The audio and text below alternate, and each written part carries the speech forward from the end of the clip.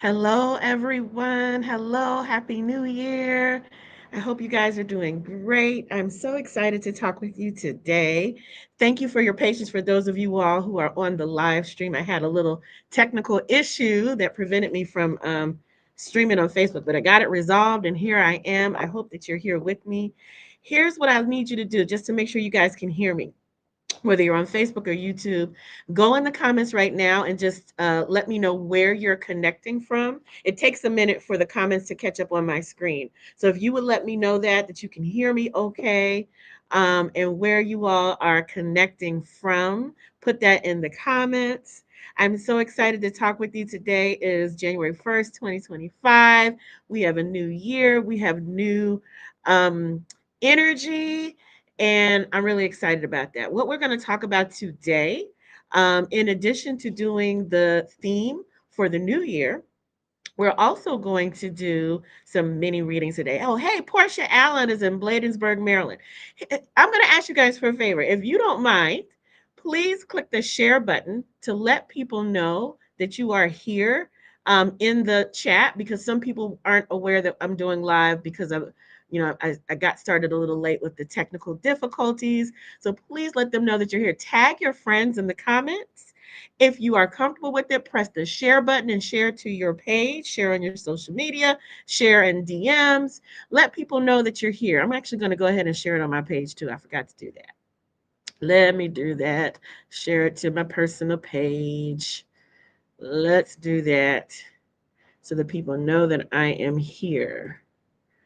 All right. And if you're not liking and following my page at Inspire Jamila, please go ahead and do that as well so that we can stay in touch.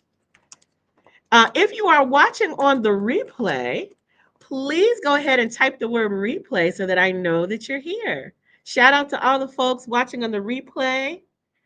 Hey, Brenda Foster, thanks for tagging her Portia.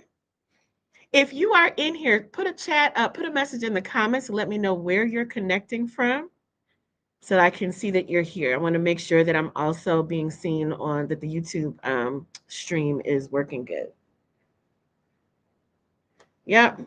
Okay, someone is texting me. Did I make it on? Yes.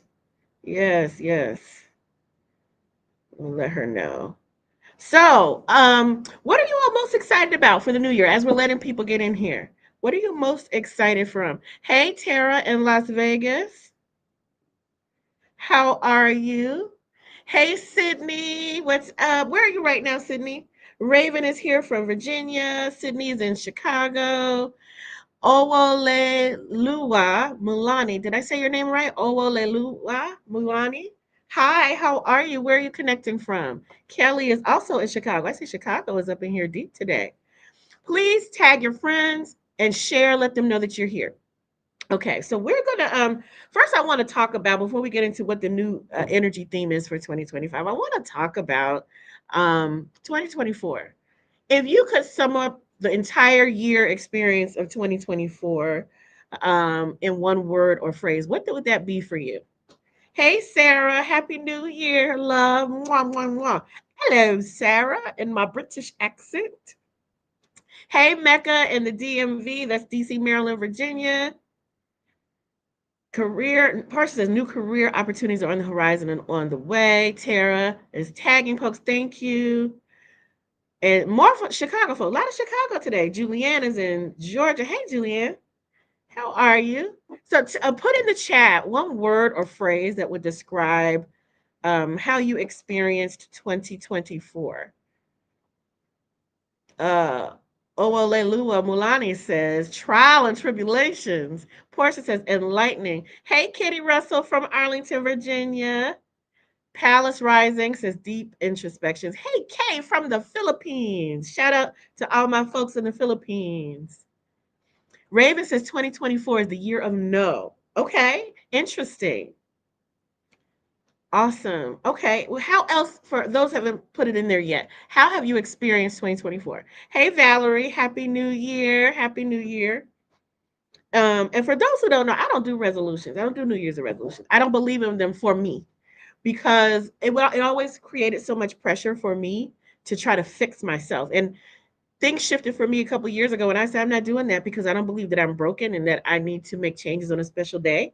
That if I'm going to make a change, to not wait until New Year's to make the change I need to make when I need to make it, and to take that pressure off and to accept myself and love myself as I am, even as I am creating, setting intentions, creating goals for myself, and celebrating benchmarks and accomplishments. But the way that I was going about it came from a place of not loving myself and feeling like I needed to be better, to do better, to look better, instead of just celebrating where I am and motivating myself from a place of love. That's how it works for me. Kelly says changes. Tara says personal growth. Hey, April, glad you made it in. She said thrive with great vibes in 2025. All right. I want to know, April, what was your, in one word or a couple of words, like a phrase, how would you sum up 2024? Sarah, hey, Sarah says big changes. Kay says thrive. Judith Brown says Happy New Year from DC. Hey, Judith. Portia says same, no resolutions for me. Yeah, I mean, there's nothing wrong with them if they work for you and you feel good in the process of making them.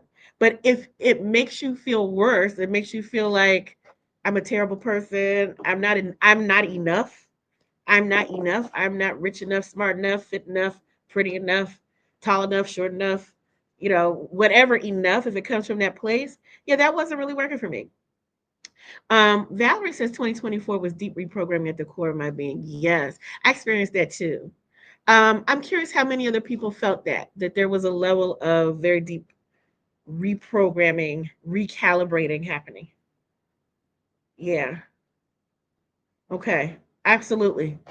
Hey Rukia. She says 2024 was confirmations. Valerie says peaceful and calm. That's good.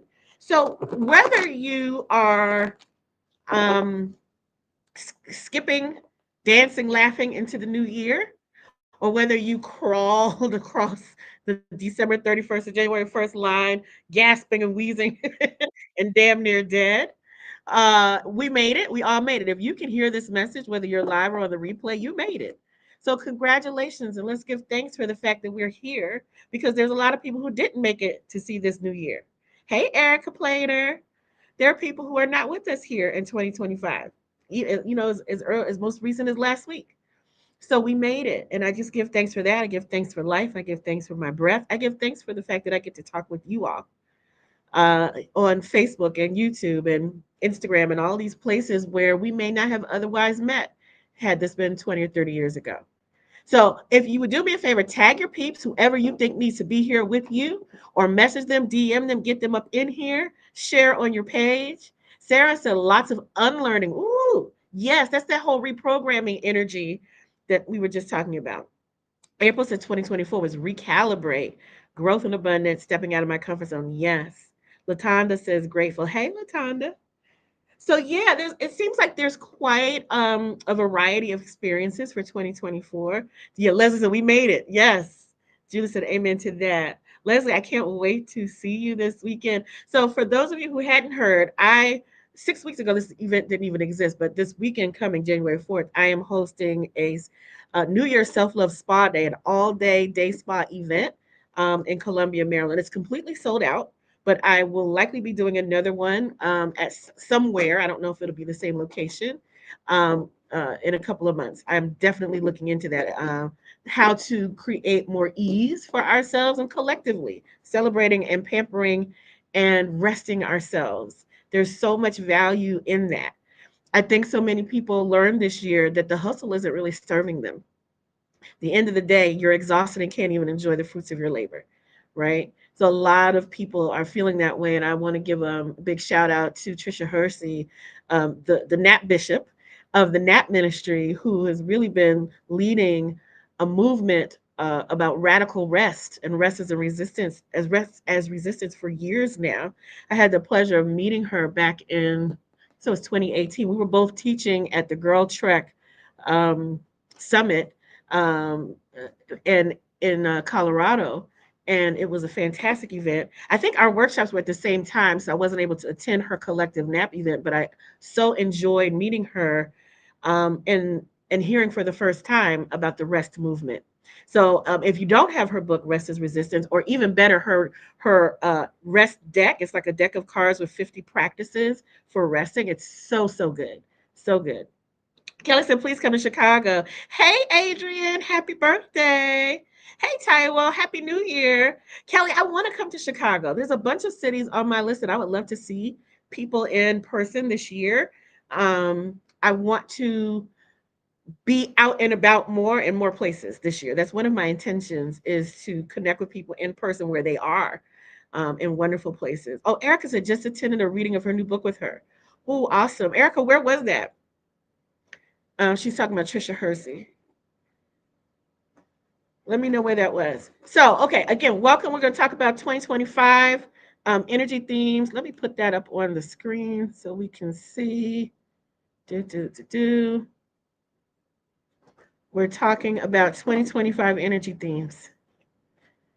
I'm just so excited to talk with you guys. I didn't do a lot of lives in 2024. 2024 for me was a very reflective, mostly reflective internal year, in a variety of ways. And that was the season for that. And I feel like after October, that season kind of shifted for me and I'm a lot more visible.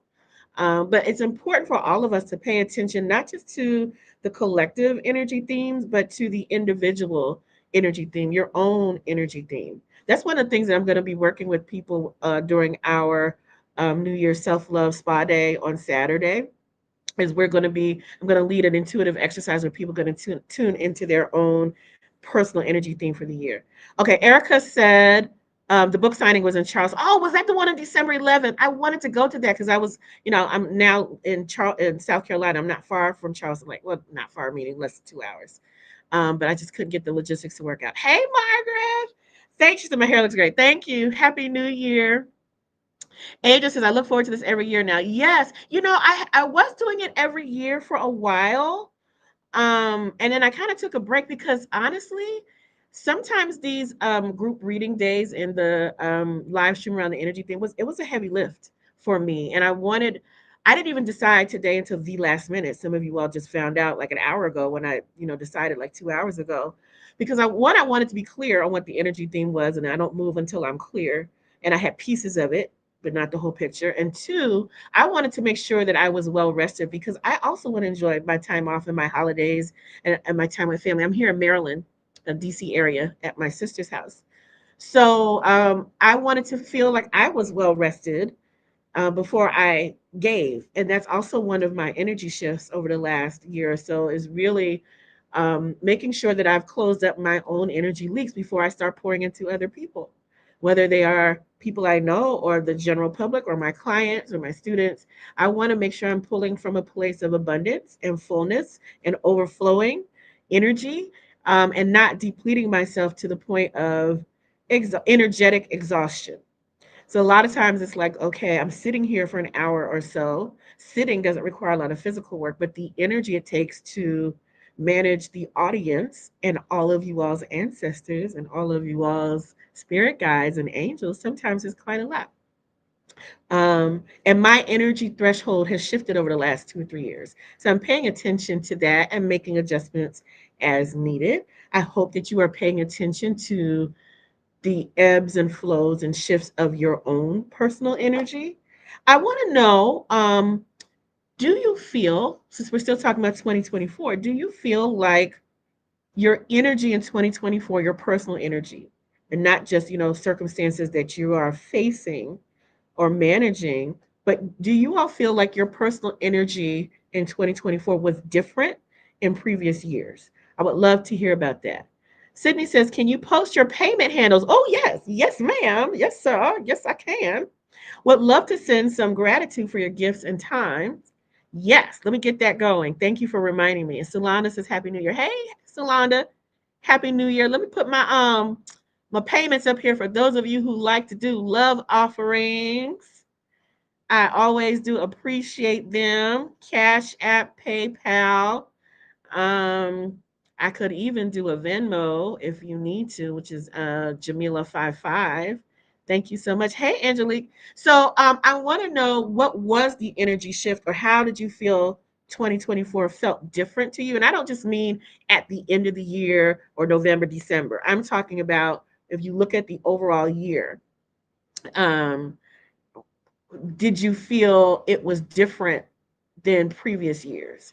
I want to know what the difference was, or at least what it felt like. How did you know it felt different? You don't have to know what caused it, but just I want to know. I'm curious for you what your experience was like. Portia said yes, major energy difference for me. Sarah said yes. 2024 felt exceptionally draining. Yep. I know that I personally had felt like I had less energy in 2024. I needed a lot more rest, for a variety of reasons, but also it was the energetic thing. So let me know about the rest of you. How did you feel about 2024 energy?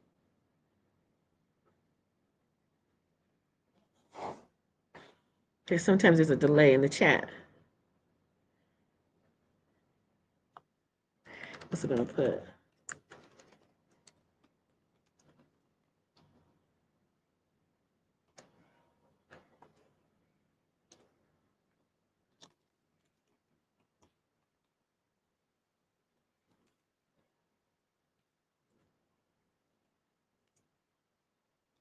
I'm putting something in the chat for the people who had asked about love offerings.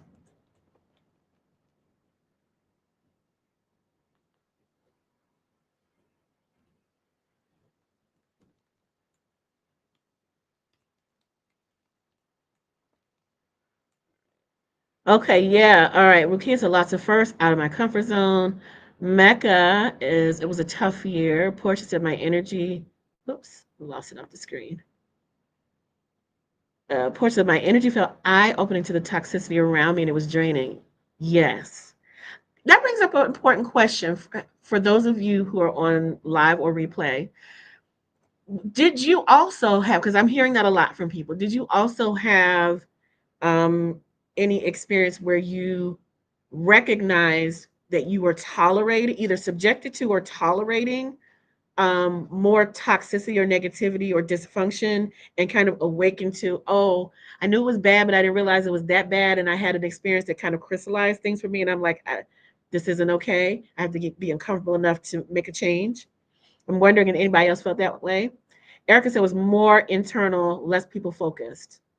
Okay, yeah, this is interesting, you guys. Adrian said definitely a lot of change and truth revealing. And thank you guys so much for answering the questions. Angelique said, I felt stronger. My intuition, definitely less energy. I almost think my intuition drained me because the people surrounding me. Oh, this is good. I want to adjust this. This is a really good point. So I'm going to say this. It's unpopular, popular opinion, depending on whether you work with me or not around this topic. I think that intuition never drains us. It's not the intuition. It is it's the data that we're picking up. So if your intuition is alerting you to that there's a lot of toxicity around you, the people around you, then the intuition isn't the problem. The awareness that you're in toxicity isn't the problem. It's the toxicity that's the problem, right? So it's like, oh, I am in a pool of shit. So the feeling and the smell is and the sense of smell and the sense of ick isn't the problem. It's the, oh, I'm in this environment that's not aligned with me.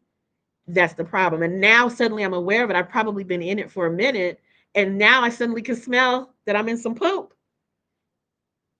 It, so your nose isn't the problem, i.e., the intuition isn't the problem.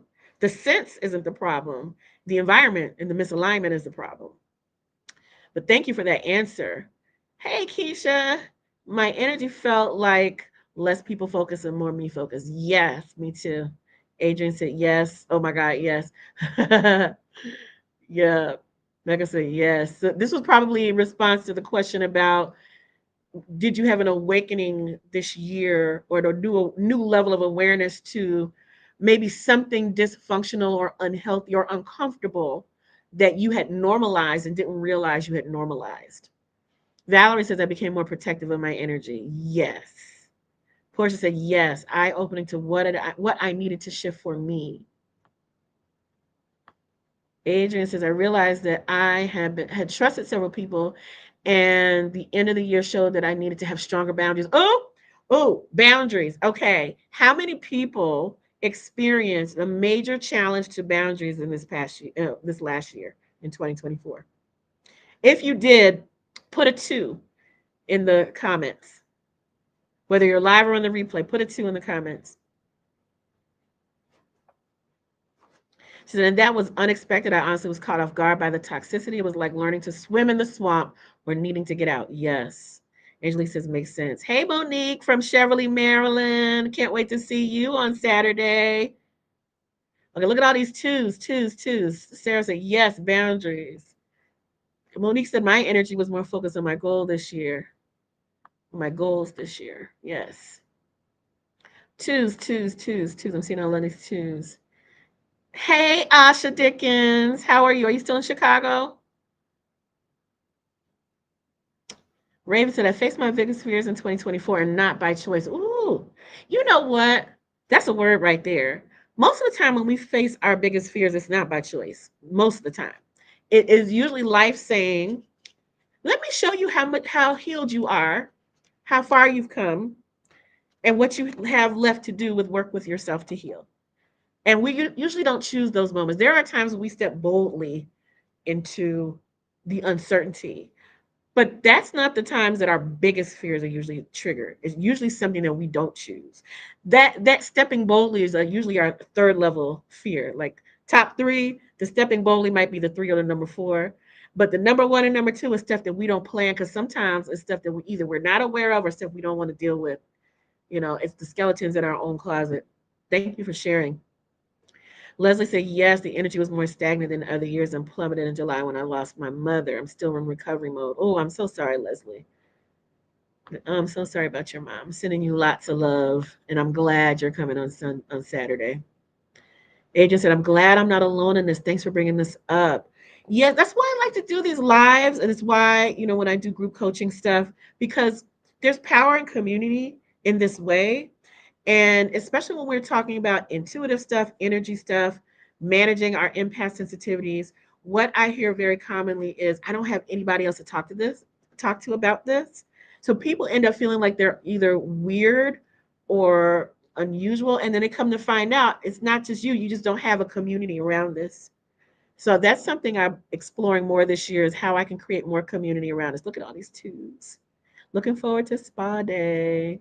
Hi, Maya in Colorado. Dominica says, Happy New Year. Hi.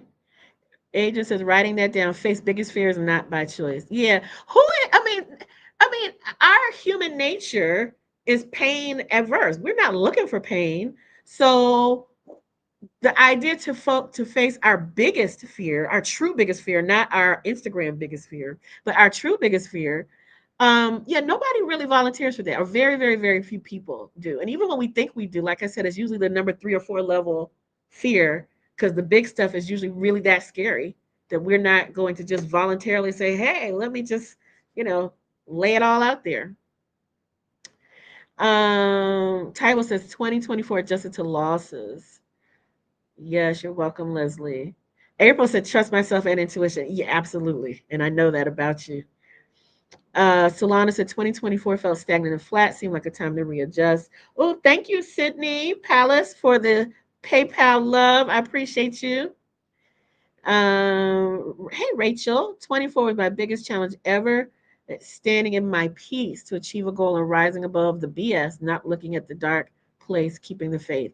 Yeah, a lot of people felt that way. 2024 for a lot of people was very, very difficult personally and out in the world.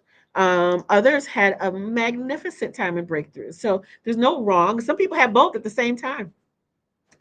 Um, Maya says even volunteering to brace can bring surprises. Oh yes, absolutely, absolutely.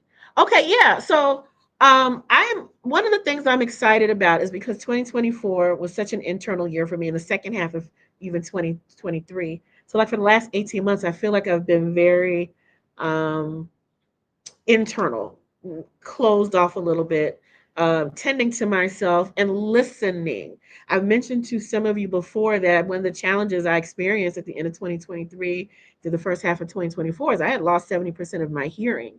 So it wasn't just a physical thing, it was a spiritual thing, it was an energy thing. And it really was about, for me, learning how to tune out everything else except my own heart and God. Like, really, is really what it was. And once I really got to walk in that energy, my hearing started to come back. So, and now I'm at like, 95% of my hearing is back. Tammy said, lost track of time. Hey, girl. Hey. Val says, fear is false energy appearing real for me. Yes, absolutely. Okay. So, I want to get on with it. I want to talk about the 2025 energy. And I want to talk about, oh, yeah. And then we're going to do some readings. Rachel said both. Right. The high highs and the low lows. Monique says, I'm retiring in 2025. After 25 years of law enforcement, my force is to complete what I need to do to move on my new journey in life. Yes. Yes. Congratulations on that major milestone and on the new season. Dominica says 2024 is a mixture of good, bad, and pauses. This year, I'm in agreement with everyone, focusing on me, meditating, and trusting in God. Sarah said, yes, same, learning how to tune out the noise. Okay. So let's talk about the energy theme for 2025. The energy theme for 2025 that was revealed to me, at first it was in different parts, and then it came full throttle in the last 24 hours, is knowing. Knowing. I'm going to put this, actually, let me put this up on the screen. Is knowing. That's the primary theme. And what does that mean? What does that mean? One, of course, is about trusting your intuition. And when I say trusting, I mean not just, oh, I knew that after the fact, but trusting it in real time when you don't have any other proof or evidence, or even in the face of somebody else's physical proof or evidence. But trusting.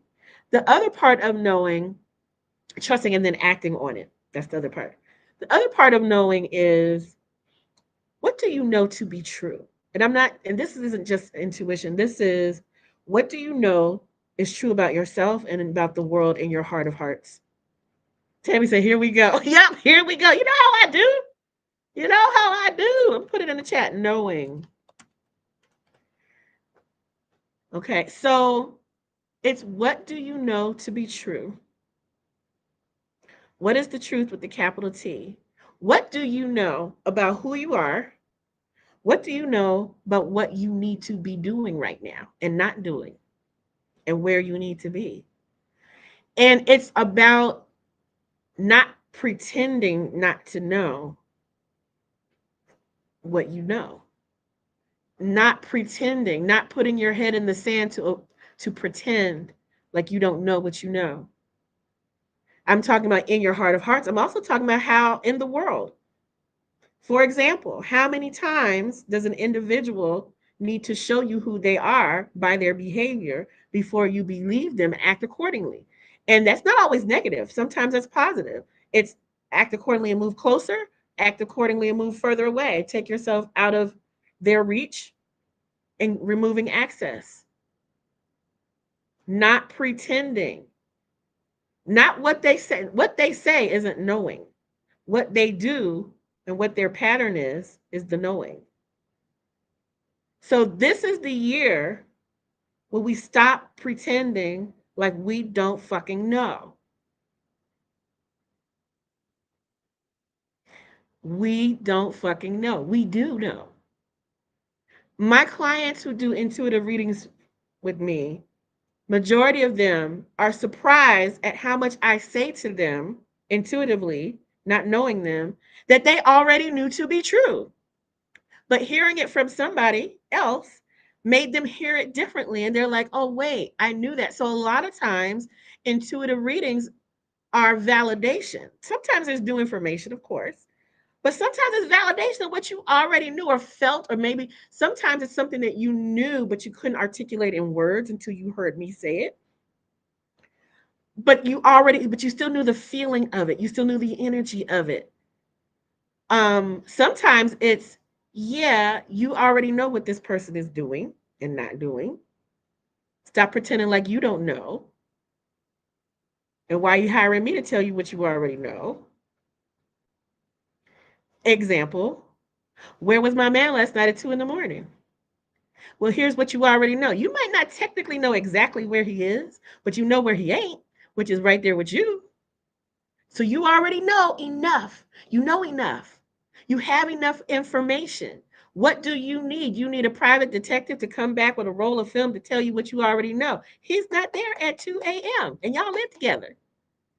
What else do you need to know? This is the year we stop pretending like we don't fucking know. The other part of knowing is knowing who you were created to be in the big sense and in the small sense. In the big sense, you may not know what your entire life plan is going to be because most of us don't have the luxury of having a blueprint about how every season is going to go in life, but we know who we are and we know some of our gifts, but we choose not to walk in them because we act like we don't know it's a gift, or we act like it's a gift, but people aren't supposed to see it, or it's a gift, but I'm not supposed to accept money for it and do it as professionally. Everybody doesn't have to use a gift professionally, but there are some of you right now who are so uncomfortable at work because you're not doing professionally what you were called to do professionally. And 2025 is the year you stop fucking around and playing like you don't actually know. I'm going to be cussing today because in 2025, I'm going to cuss like I cussed in 2024 and 2023 and 2022 because it's not none of my business to not talk like how I talk. So you already know. Here's the thing, you may not know everything. Oh, let me go back.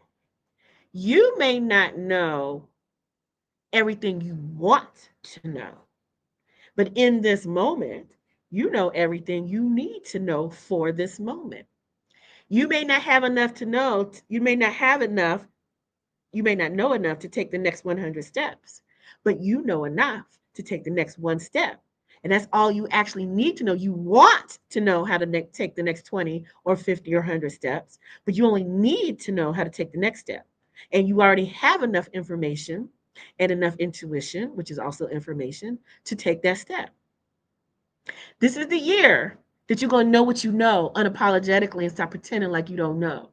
This is the year because the theme for the year is knowing. That's actually a theme for all times. So let me tell you, this year is going to be different.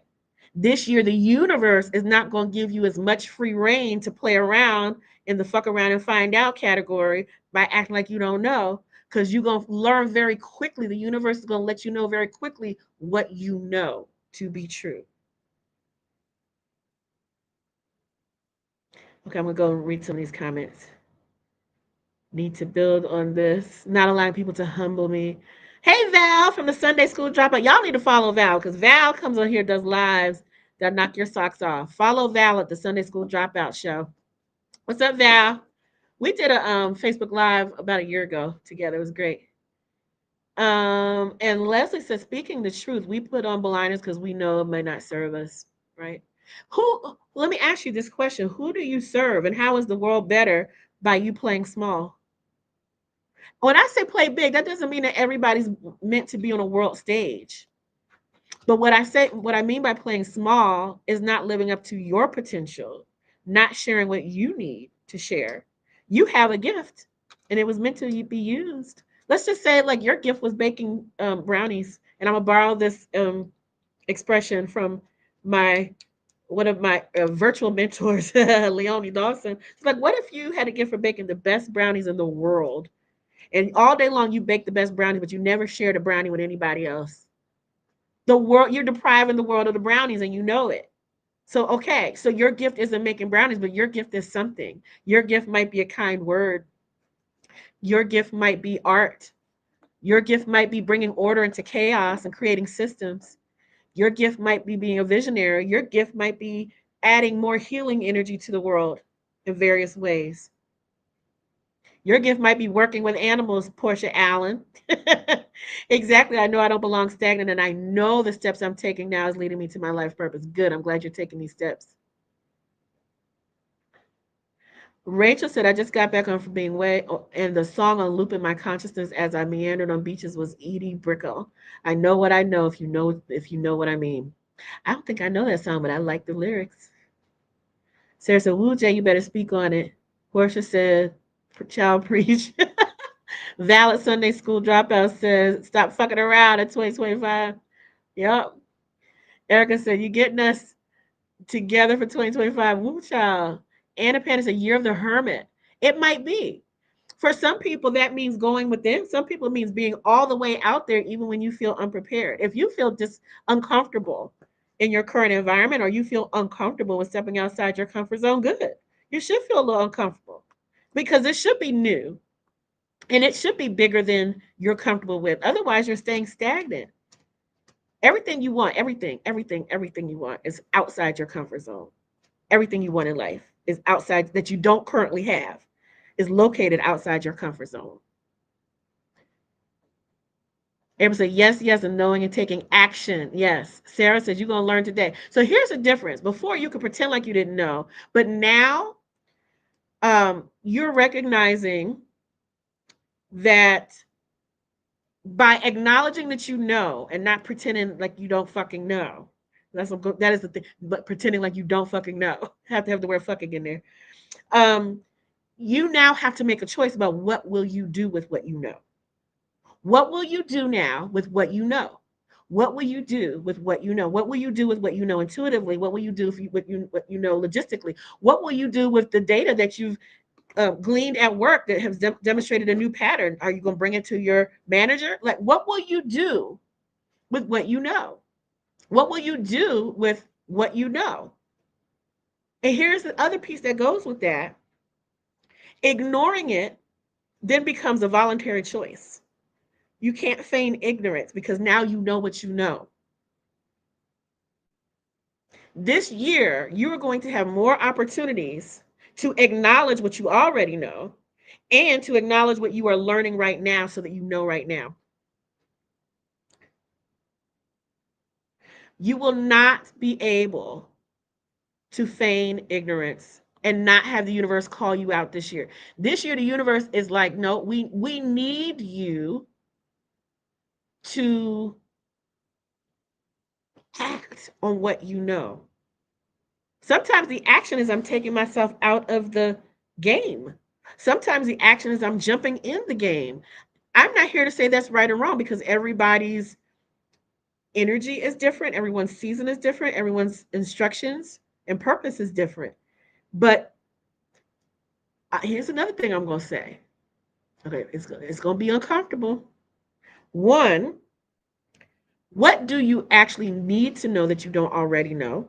Go get it. And when I say need versus want, I'm not talking about what you want to know. What do you need to know so that you can be the fullest expression of yourself this year and always? What do you need to know that you don't already know? And here's the other part that's going to be very uncomfortable and unpopular.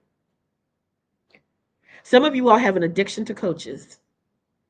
An addiction to coaches, an addiction to psychics, an addiction to gurus, an addiction to everybody else telling you what you should do because you want to pretend like you don't fucking know. Uh-oh, did I step on a toe? Tammy says, I happened to find a note from one of our readings years ago that said, you may not make money from it, but you must do it, fill in the blank, and money will come. Here you go saying you have a gift. Synchronicity. Maybe. Maya said, the universe is going to say, prove it. Tara said, need versus want. What we need to know versus what we want to know is two different things. You have enough information to make a decision. And a lot of the things that you think you don't have enough information to do. A lot of times research is just procrastination. There's time to do research, but then there's a time to act on what you know. Some of you now again, I'm not saying don't get coaches and don't have teachers and don't have mentors. I'm not saying that at all. I have coaches and teachers and mentors at times. And then at times, the universe says to me, stop asking everybody else what you should do. Stop asking everybody else telling you how to do it. You already know because I told you. So do what I told you to do. And I say this as a teacher, coach, mentor. Some of y'all don't need to be talking to me. Like I said, I'm gonna step on some toes. And if it's one-on-one, I tell people that. If I feel like talking to me is actually inhibiting their growth. Hey, Dr. Leisha, say it. What you need is already inside of you. Raising Equity said, why are you so loud? Sydney said, loud, loud. I told y'all. Oh, I told y'all we have new energy this year. And part of my work is in telling and teaching what I know. And that is what was given to me to talk about today is tell the people what you know, which is that you know that they know that they know. That was my instruction. I said, today? Don't we want to do this next week? Spirit said, no, you're doing it today. I said, well, can I at least finish cooking these pancakes for my family first? Because like I said, I'm at my sister's house. Um, and the Spirit said, yeah, you can do it in the afternoon, but you're doing it today. I was like, oh, okay. Oh, Kira, Raising Equity. Hey, Kira. That's my girl. One of my Barbados friends who's also not in Barbados at the moment. Hugs to you and the family.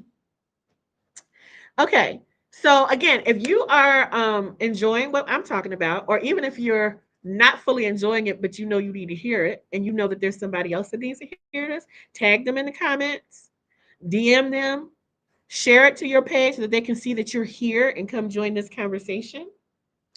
Um, there are a couple of sub themes. So the main theme, I'll put this back up on the screen. The main theme is knowing. The main theme is knowing. Some of the sub themes go along with that.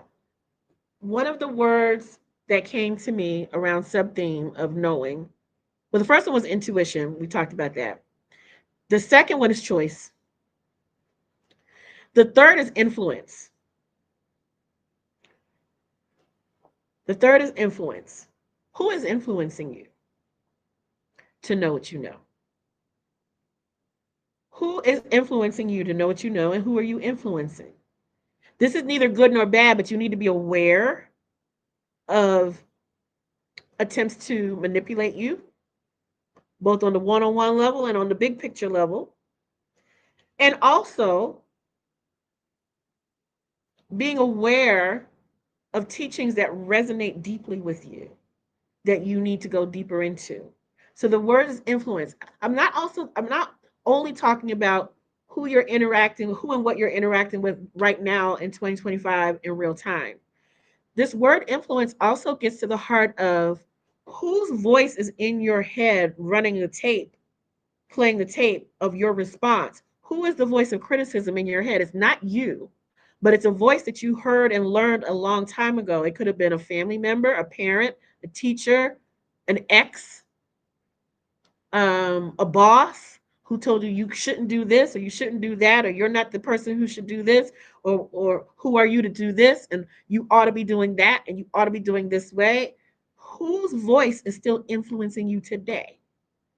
And is it truly serving you? Or is it making you feel like shit and holding you back from the greatness that you're actually meant to become? Whose influence holds power over you today? This is also part of the knowing, because part of your knowing isn't even your own knowing, it's somebody else's voice in your head. That's not your inner voice, and it's not the voice of God or spirit or the universe or your higher self, whatever you want to call it. But you're giving that voice so much credit and power for your everyday decisions. Here's another example of one you might not even be thinking of. Oh, I want to do so and so, but I don't want them to think dot dot dot. Well, who is them? Because you already have their voice in your head and they're already influencing you. Whether it's your friends or frenemies, it might even be people who love you but just don't understand you or want to keep you safe by keeping you small and quiet. Oh, y'all got quiet. Y'all with me? Drop a 3 in the chat if you're still with me. One, I want to make sure y'all are hearing what I say from, based on the technical issues I had earlier. Drop a 3 in the chat if you're still with me. All right.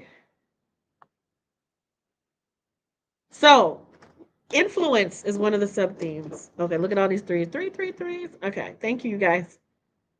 So knowing is the key energy theme. Hey, Virginia. Hey, Jessica. Welcome. Choice. What will you do with this information? What will you do with what you know, including will you choose to not act on it? That's okay. Thank you guys. I see the threes.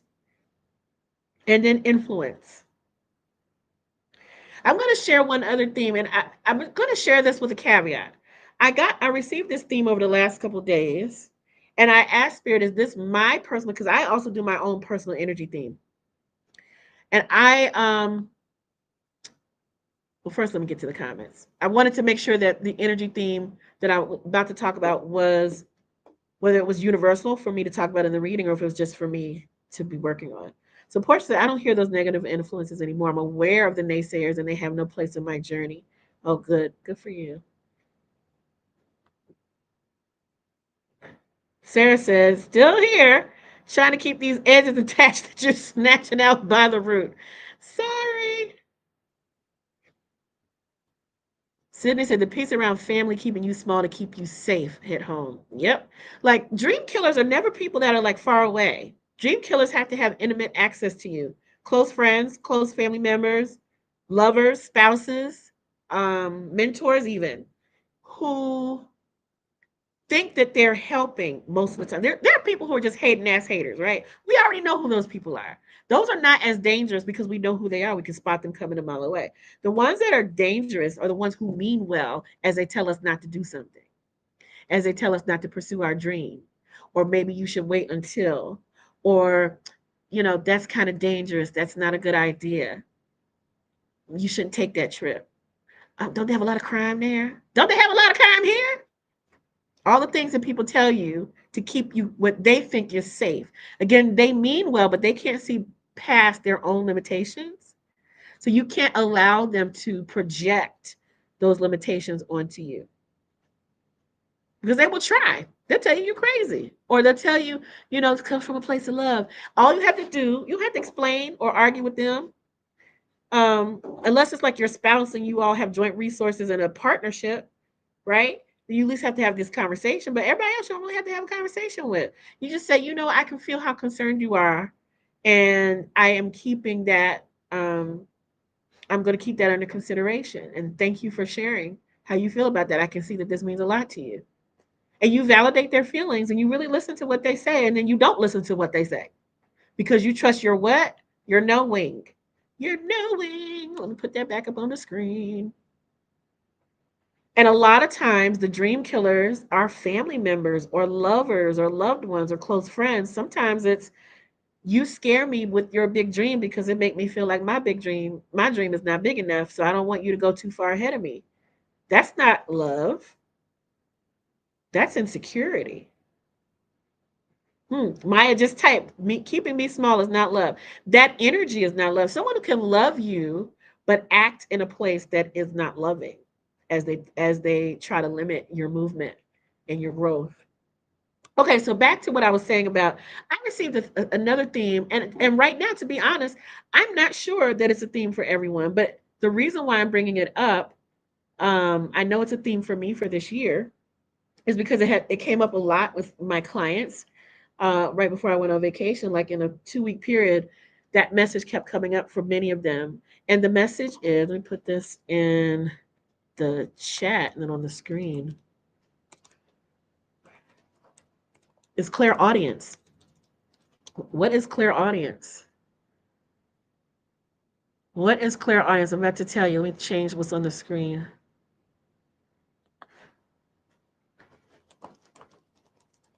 Does anybody know what clear audience is? Have you heard this word before, clear audience?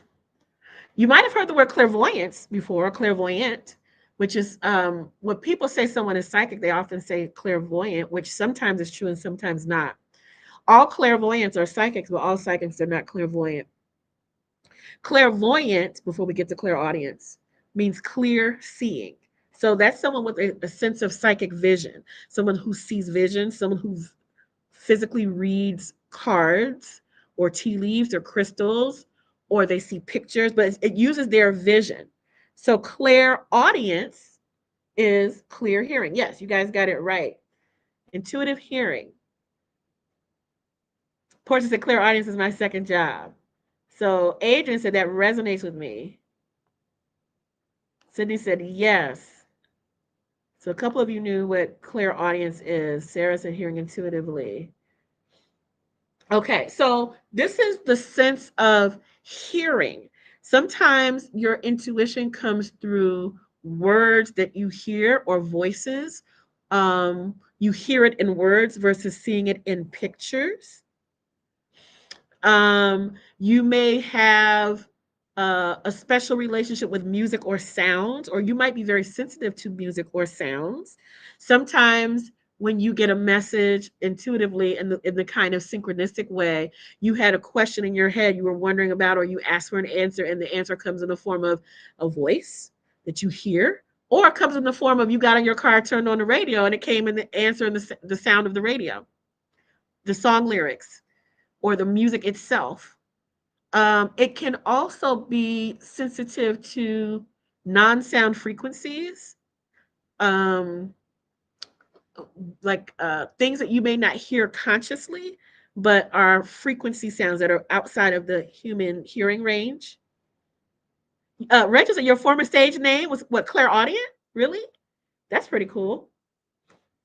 Okay, so there is, I am seeing among my clientele, and this is why I'm giving the caveat, is I'm not clear yet if my clientele is a reflection of me. It is not uncommon that I have an issue, heal the issue, and then right after that, I attract a bunch of clients who are experiencing that issue in some other way, but it's a common core issue. So because I went through my own journey with physical and energetic hearing, which when I tuned in, I knew it was about me listening intuitively, but also it was about an energy recalibration around frequency.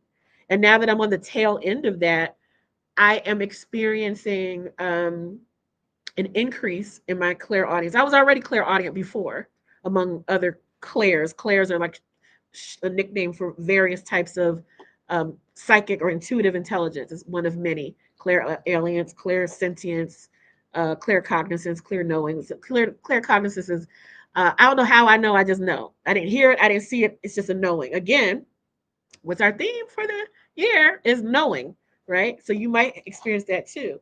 Now, again, my caveat is I was given this as a theme for me. It might be a theme for you, or it might be a theme for some of you. This might not be universal. I'm curious how many people are experiencing um, changes in your hearing, more sensitivity to noises, or hearing higher or lower pitches than you were able to hear before, or being more sensitive to background noise where it didn't bother you before, now it's bothering you, or ever since I was a child, I had a sensory issue, but like I can't stand the sound of somebody chewing. There's actually a name for it, and I can't think of the name right now. But that for me in the last couple of months has gone off the charts. Like I don't want to hear you chewing at all. Like and I don't mean I don't really like it. I mean it makes me feel violent. Like, and I'm not even joking. Like, I want to hit you. I don't because I have some self control, but I think about it. I hear you chewing and I want to hit you. I hear the pets licking themselves and I want to make them leave the room. So my sensitivity over that has gone up a notch. Is this too much information? I don't care. Um, and sometimes, um, by the way, if there are trolls in the chat, that always happens. You can just report them to Facebook and I'll block them. Some people saying yes, but I assume it was perimenopause. So yes, okay. So here's the thing: changes in your body and changes in your frequency can be separate and not mutually exclusive. But they also can be together. And some of the symptoms that women experience around perimenopause and menopause that are associated with changes in hormones, which is absolutely true, are also changes in frequency. There's a reason why they call these the wise years. So yes, you may be more sensitive to stuff, and we see that as, sometimes in our culture we see that as a bad thing. It's not always a bad thing. It just is. Trichotillomania, isn't that the hair pulling and skin picking? As someone who's had a lot of the isms in diagnoses, yeah. And dizzy. Hey, Bridget. Bridget said, and dizzy. That might also be related. Portia said, yes, very high pitched energies. Asha says, same. Okay, so it's not me. Keisha says, same. Okay. It's not just me. Keisha says, same for me. I hate to hear those sounds. So, okay, with those of you who are saying same, Keisha, I know what you meant. When you said same, Asha, same to what? Same to more sensitivity around hearing, or same specifically to the I can't stand to hear somebody chewing sound? So I'm going to leave that there with the part about clear audience as an asterisk. Some of you, this is an energy theme for you in this season. Some of you, it's not. So I'm not going to call that a universal energy theme, but I'm going to mention it as something that a number of people, it may not be the majority, but an increase in people are going to experience or are already experiencing an increase in clear audience, that they might be physically and energetically first understanding it as increased sensitivity around noises, sounds, increased attraction to certain noises and sounds. Um, but that might all be related to an increase in clear audience. So, oh, you said you've been dizzy for almost 2 weeks. Well, Bridget, first and foremost, get it checked out. You always want to get the health stuff checked out, but also ask your body what is causing the experience of dizziness, and listen to what your body says. You might get a physical answer. You might also get an energetic or emotional answer. Leslie said, I have a sensitive to the volume of people's voices, and it grows more profound when nightfall. Yep. Yep. That's another form of sensitivity. And I'm seeing an increase in that. Asha says, same specifically around the chewing sound. It makes me violent. Humans, animals, everybody. Girl, yes. Like, yes, just yes. And that might also be more true or more common among people who are neurodivergent, like myself, which I didn't realize until I was like 49, that I have adult ADHD, and maybe some other stuff. I don't know. But it's allowed me to see patterns in how I perceive things. Okay.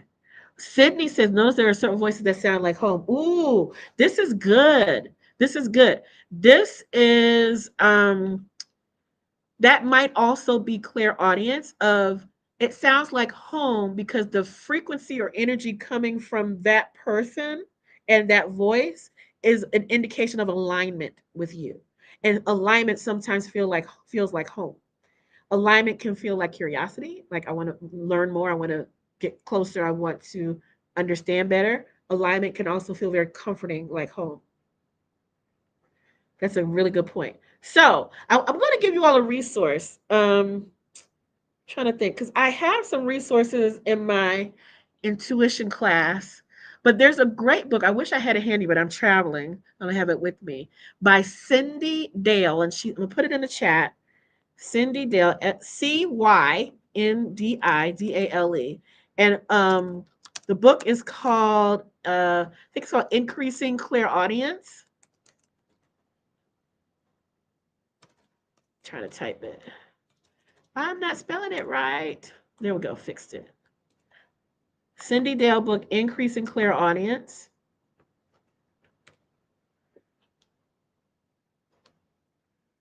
Let's see if I can put it on the screen.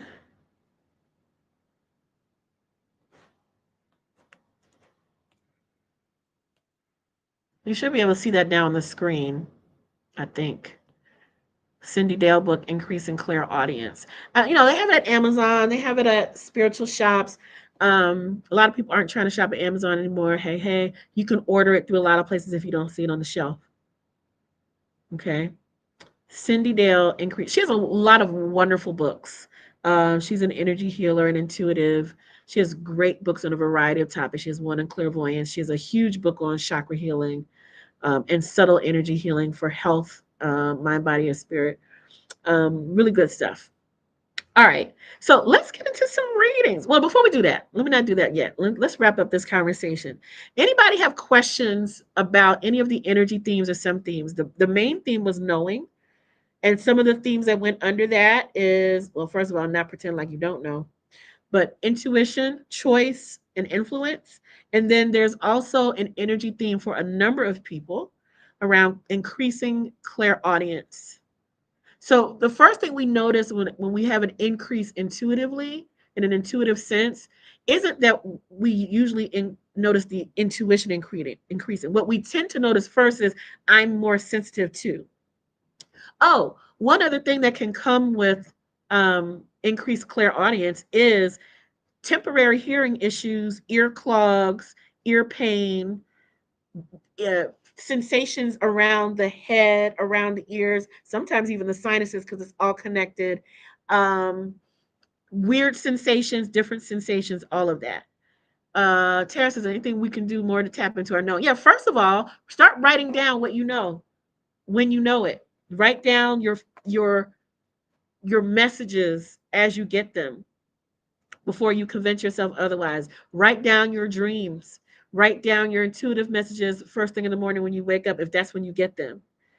If you meditate or take walks, keep a little notebook or use your phone to record the thoughts that come in as knowing, because that's also going to help you better distinguish between what's knowing and what's just voice junk in your head, like mental chatter, because those are two different things. And so having a practice of getting familiar with your voice and the voice of spirit, and in this instance, I'm saying voice again, clairaudient. It doesn't have to be voice as in words, but your communication intuitively and your knowing and spirit's knowing versus just, random stuff in your head that masquerades as knowing. That's where I would start. Chrissy says, I hate when people pretend like they don't know. Yeah, but we all do it. We all do it. And my ears ring all the time. Yep. Bridget says I have all of that. Yeah. Okay. Any questions? Tara, that asked a great question. Thank you for that. And I'm gonna, I have an e-course about increasing your intuition and trusting your intuition. And there is a section, we go through all the clairs, but there is a section specifically on clairaudience as well. But you can also do this on your own. And one is, what am I feeling today? What am I hearing today? What are the messages? And listening to sounds or vibrations that are more soothing to you. Being mindful of noise pollution in your environment, inside your home, outside your home. Also, when I talked about frequencies outside of the range of hearing, um, you might be more, we clairaudient people might, and energy sensitive people in general, might be more sensitive to wireless signals. And then today, in 2025, I was about to say 2024, in 2025, wireless signals are everywhere. We can't see them, so we don't know how much signal frequency pollution there is.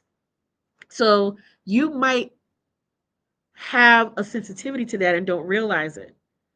So pay attention to how you feel around electronics. Make sure that you get time out in nature where you're not around a lot of wireless stuff. And for some people, having an additional buffer energetically with certain kind of crystals like Amazonite, put that in the chat, is a very inexpensive crystal. I keep one on my router, on top of my router. It's a little one. I got it for like $2. And it helps to kind of diffuse some of that energy, psychic disruptive energy off of wireless signals because we don't realize, because everywhere we go has wireless. So giving yourself a break from that um, may be important to you if you are sensitive. Chrissy said, I came late to this, so it's clairaudience. Is that communication from spirit? Well, yes and no. It's specific to um, uh, hearing. So it's your intuitive sense of hearing. Spirit can communicate in so many ways, but clairaudience is your psychic sense of hearing, just like clairvoyance is psychic seeing or psychic vision. Clairaudience is psychic hearing.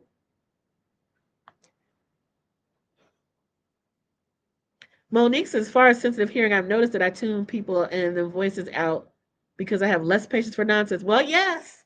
I mean, that may or may not be a hearing issue. That just might be, I don't deal with no bullshit issue, but it can also be clairaudience as well, where you can hear the dysfunction energetically.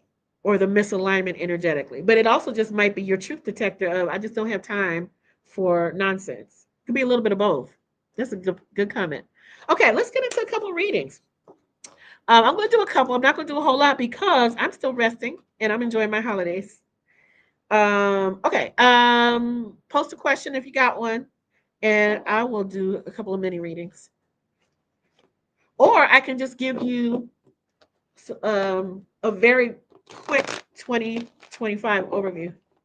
If you actually want to book a one-on-one session, oh, I forgot to create a coupon code. I'm gonna give a discount to folks who are here. Let me do that now. I always like to give my live stream people little hookup. Let me put this and let me create a coupon code real quick while you guys are typing in your questions. Okay. Oh, let's make this easy.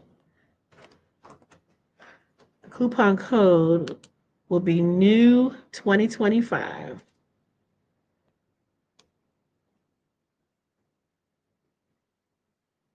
And this is going to be until, let's say, January 13th. Let's do that. It expires at midnight on January 13th. And it'll be 30% off. So, new 2025. Let me put that in the chat.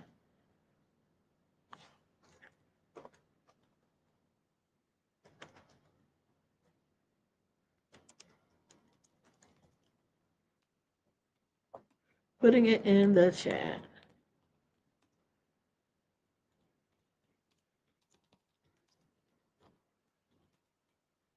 And you can go to my website, jamilawhite.com, and put that on the screen so y'all can see it. Okay, let's see. Hey, Shadalika. What's up, Sora? Hey, RA. Hey, Eliza. So now y'all want to tell everybody that I know some of y'all just got here, but some of y'all been lurking the whole time. I ain't say nothing till I asked for questions for readings. Hi, Donna. How are you? So I don't have a question, but is there something you want to share with me? Yes. Let's see. Me first.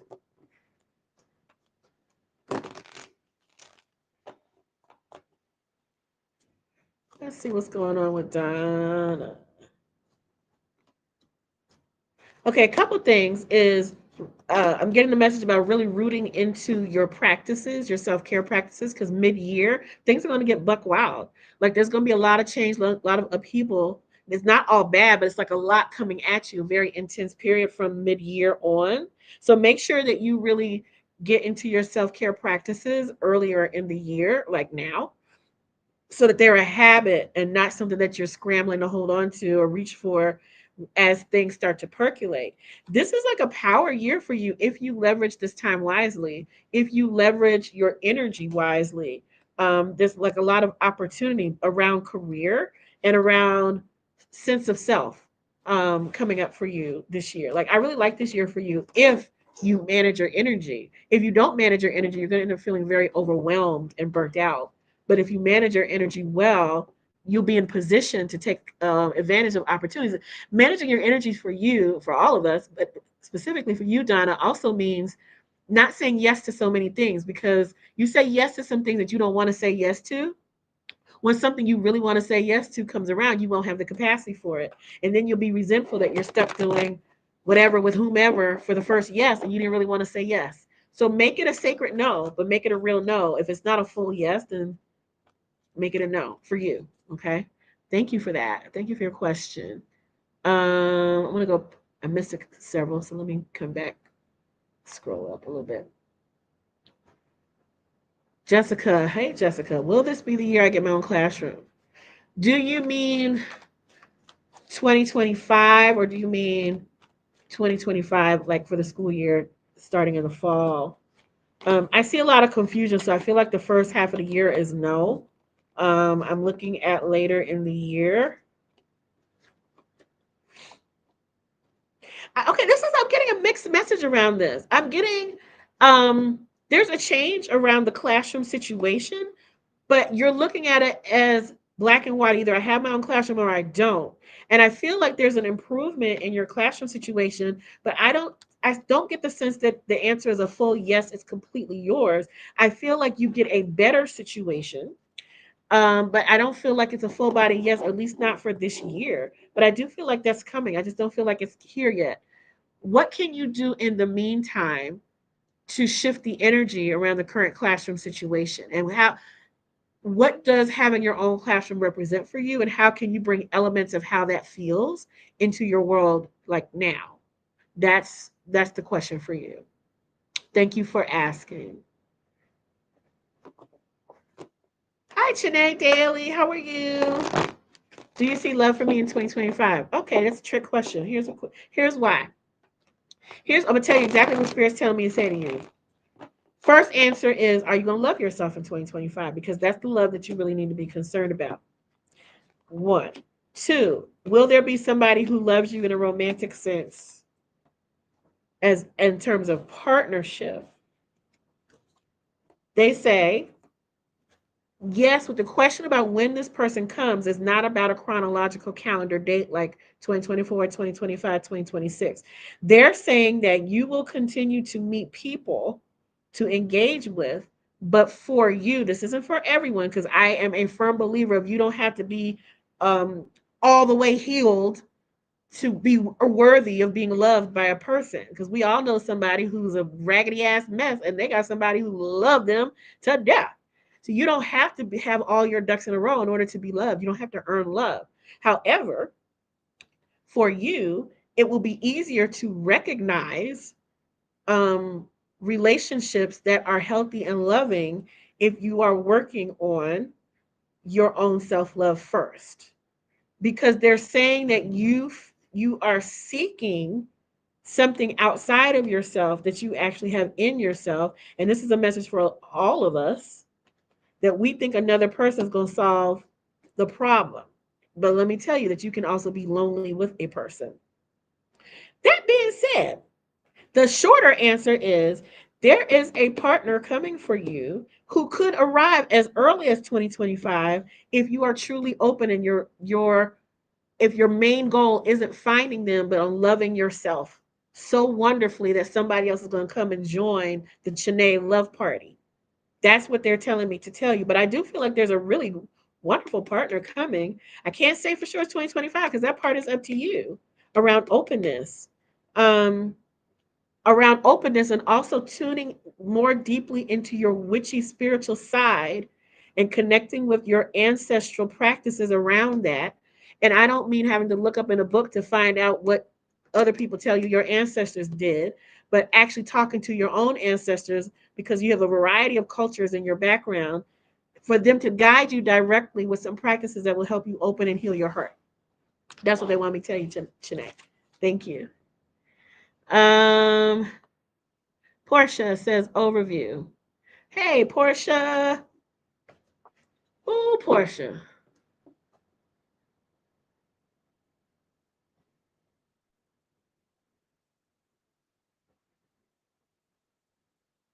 Okay. They are acknowledging the growth and the progress that you have intentionally made, and a lot of the things that you are letting go of around relationships, work, and self worth. And they're saying that this year you can have a big breakthrough around harmonious work and money if you keep going in this direction that you've already started. Um, and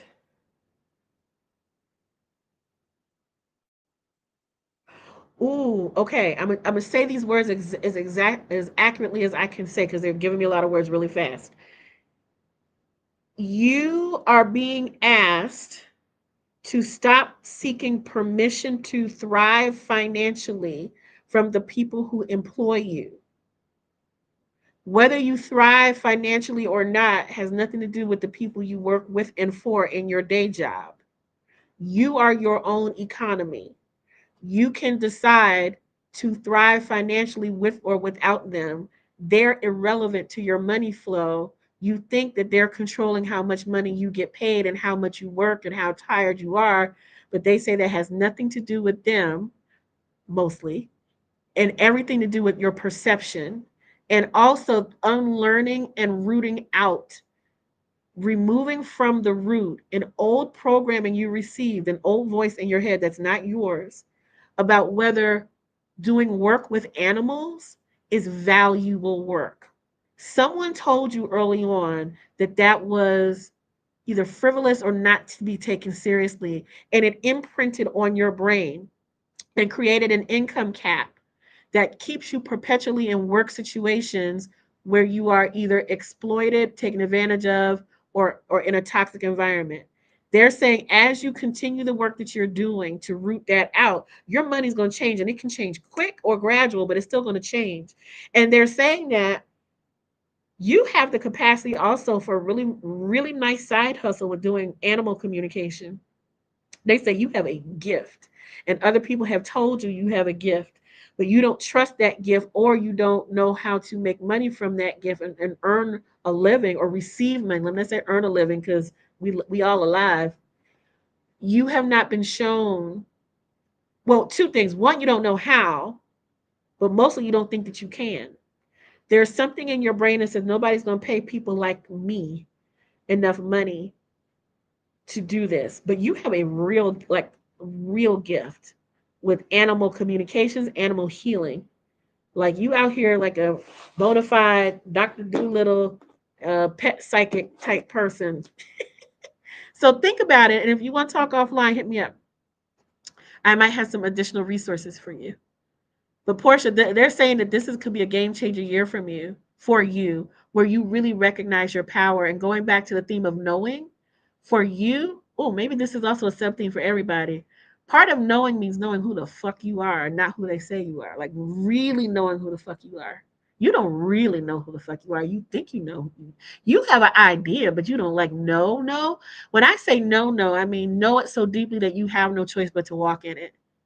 This is not just for Portia, this is for all of us, but we're talking to Portia right now. You gotta know who the fuck you are. Remember who the fuck you are. That's part of knowing. Thank you, Portia. Hey, Kathy, Happy New Year. Erica, what's my 2025 overview and the energy I need to bring forth? All right. I'm just gonna bring up a couple points because I can't do many 2025 readings. Because I mean that's deep stuff. All right, I'm gonna see what comes up. Oh, partnership. So you're going to experience wealth through partnership, richness, abundance through partnership, whether it's business partnerships, colleagues, friendships, relationships, life partner, spouse, whatever. You're going to be thinking a lot about and navigating a lot about partnering. This is your year to not do everything by yourself. Allow people to support you and actually go call in the support, whether it's logistical support, emotional support, hands-on support, household cleaning support, whatever it is, get support. Like they want you to stop wearing so many hats. That's the overview. So the overview is knowing that you don't have to do it all yourself, which also brings up another point that they're telling me to say to everybody. Any system, any dynamic, any relationship that relies on your exhaustion in order for the thing to exist needs to fall and crumble. So if you think if I'm not the one that does everything, then the whole thing is going to crumble, then let it. Let it crumble and create something new that isn't relying on your exhaustion. This is on the one-on-one level and on the system-wide, national, international, global level. I know a lot of Black women know exactly what I'm talking about. But that's an energy theme. That was one of the greatest spiritual lessons of 2024. This isn't about politics, but it's about exhaustion. And anything that's built on your exhaustion has to crumble in this year. Latonda says, what's the story for me as an entrepreneur in 2025? I'm hearing pivot. And it might be a voluntary pivot or an involuntary pivot, but I'm just hearing pivot. Either something that you either receive a spiritual download or an epiphany or something about going in a different direction, whether it's a complete like 180 or if it's just a significant shift in how you do business or who you do business with or how you position yourself. It may even be a totally different business. But there's a big shift of direction for you, entrepreneurship wise. It also could come involuntary, where a situation forces your hand, but there's a knowing that you're already getting feelings like my intuition tells me that your intuition is on point. You're already getting feelings like there's some change in the wind. You might not be able to put your finger all the way on it, but this goes back to the energy theme of what do you know? You don't know what the change is, maybe you do, but you know that change is coming. And how can you best prepare for that? How can you open yourself to channels of guidance? And when I say before about what I was saying before about coaches and teachers, I didn't mean that no one's supposed to have one, but I mean tune into your own intuition about whether you need a coach, teacher, guru at this time and whether this is the right person at this time. Sometimes it's yes, but not this person. Sometimes it's this person, but not right now. Right? Or sometimes it's no, be your own guru. Right? There's always a time for trusting in your own intuition, even about who to listen to. Remember, we talked about influence. So there's a pivot coming for you. So get get into the practice if you're not already of asking spirit every day. What do I need to know today? And what do I need to do today? Like there's an old prayer that I love. I'm paraphrasing this from Marianne Williamson, of asking every day, "Dear God, what would you have me do? Where would you have me go? What would you have me say, and to whom?" Basically, it's another way of saying, "Order my steps." Make sure you're having that conversation with Spirit every day, every morning. Everybody should, but Latanda, especially for you, this is crucial, crucial, crucial to navigating the pivot that is coming. Thank you for your question. Let's see.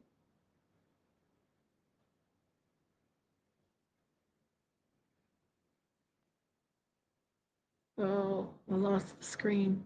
Liza says, will there be a commitment? They say they don't like the question. They say it's a fear-based question, that you're coming from a place of insecurity and needing to lock something or someone down so that you can feel better about a situation, and for you to examine where this to tune in, get quiet, get honest with yourself and know what you know, and get in touch with where this question is coming from. They want to shift the question. They're saying a better question to ask, or a more helpful question, efficient, not efficient, effective question for you to ask is, what am I devoted to? What am I devoted to? Sometimes, well, devotion is discipline's gentler cousin. A lot of times we want ourselves to be more disciplined in some way. In this case, maybe even more committed to something, a cause, an intention, and a course of action, when what we are invited to do is be devoted. Discipline sometimes, often, most of us, feels like punishment. It's either you do it because you didn't do something else, or you do it or else there will be a big consequence, versus devotion. On the outside, the action might be the same, but the energy is very different. And so, Eliza, they're asking me to invite you to reflect on, what am I devoted to, and being less worried about what they are wanting to commit to. They don't like the energy. Well, not they don't like. They're telling me that the energy behind the question comes from insecurity around something not being enough. Either you're not enough, or that's not enough, or it's not enough, or I don't have enough. And they're saying that that's an opportunity for healing. Thank you for your question. Oh, I like this question because it's easy. And I hope that I'm saying your name correctly. I'm doing my best. And you can let me know if your pronunciation in the comment if I'm not saying it correctly. Owole Lua Mulani wants to know, how can I improve my relationship with my ancestors? This is an easy question. Just talk to them. Talk to them. Some cultures and traditions and faith traditions have a formal process for that, which is beautiful if that works for you and that's something you're a part of and have access to. Otherwise, just talk to them. It's a relationship. This is your relationship with your ancestors is a relationship with anything else where you pour into a relationship. And it improves over time as you all get to know each other over time. They know more about you and they know you way better than you know them for all of us. And they're always available to us. And most of the time, they're waiting for us to respond to the invitation to connect that they've already put out. All you have to do is start talking to them and start listening to them. Start talking, start listening.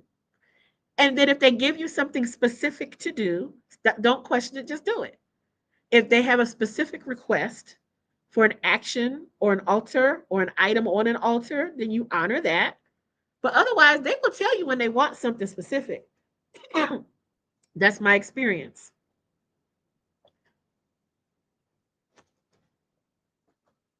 Also,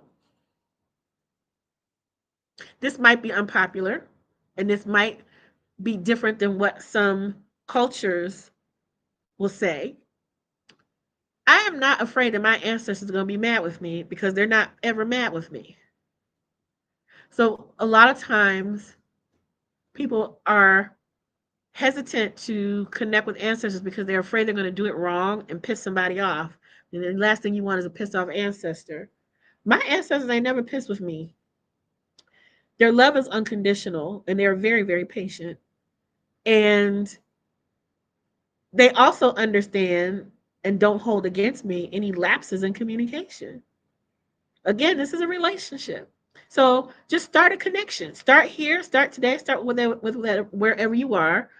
Certain practices and having altars is mostly about us reminding us what energy to hold in an ideal situation, more so than it is about the individual items on the altar. Okay. And an altar is not always necessary. You are the altar. Anything else is bonus and gravy. And if it makes you feel good, do it. If your ancestors ask for it, do it. But people often think I need to have this, that, and the other in order to communicate with my ancestors. And no, you don't. Just start talking to them right now. Like, hello, it's me. I don't know what I'm doing, but I do want to improve my relationship with you. So I'm just going to keep talking to you every day. And I hope you communicate back. And one of my favorite things to say is, whatever you say or communicate to me, please make it big, make it obvious, make it plain, and keep showing it to me over and over again until I get it. Because I'm not always clued into how y'all communicate. Sometimes they communicate very subtly. Sometimes not subtly, but sometimes subtly. Great question. Thank you. April says, what was 2025 big highlight for me? I feel an energy of awe. Like, wow, you answered your own question. Thank you very much. Have a nice day. Love you, April. Shonda, yes, that was the real reading. Shonda says, overview. Okay, hey, Shonda. Um,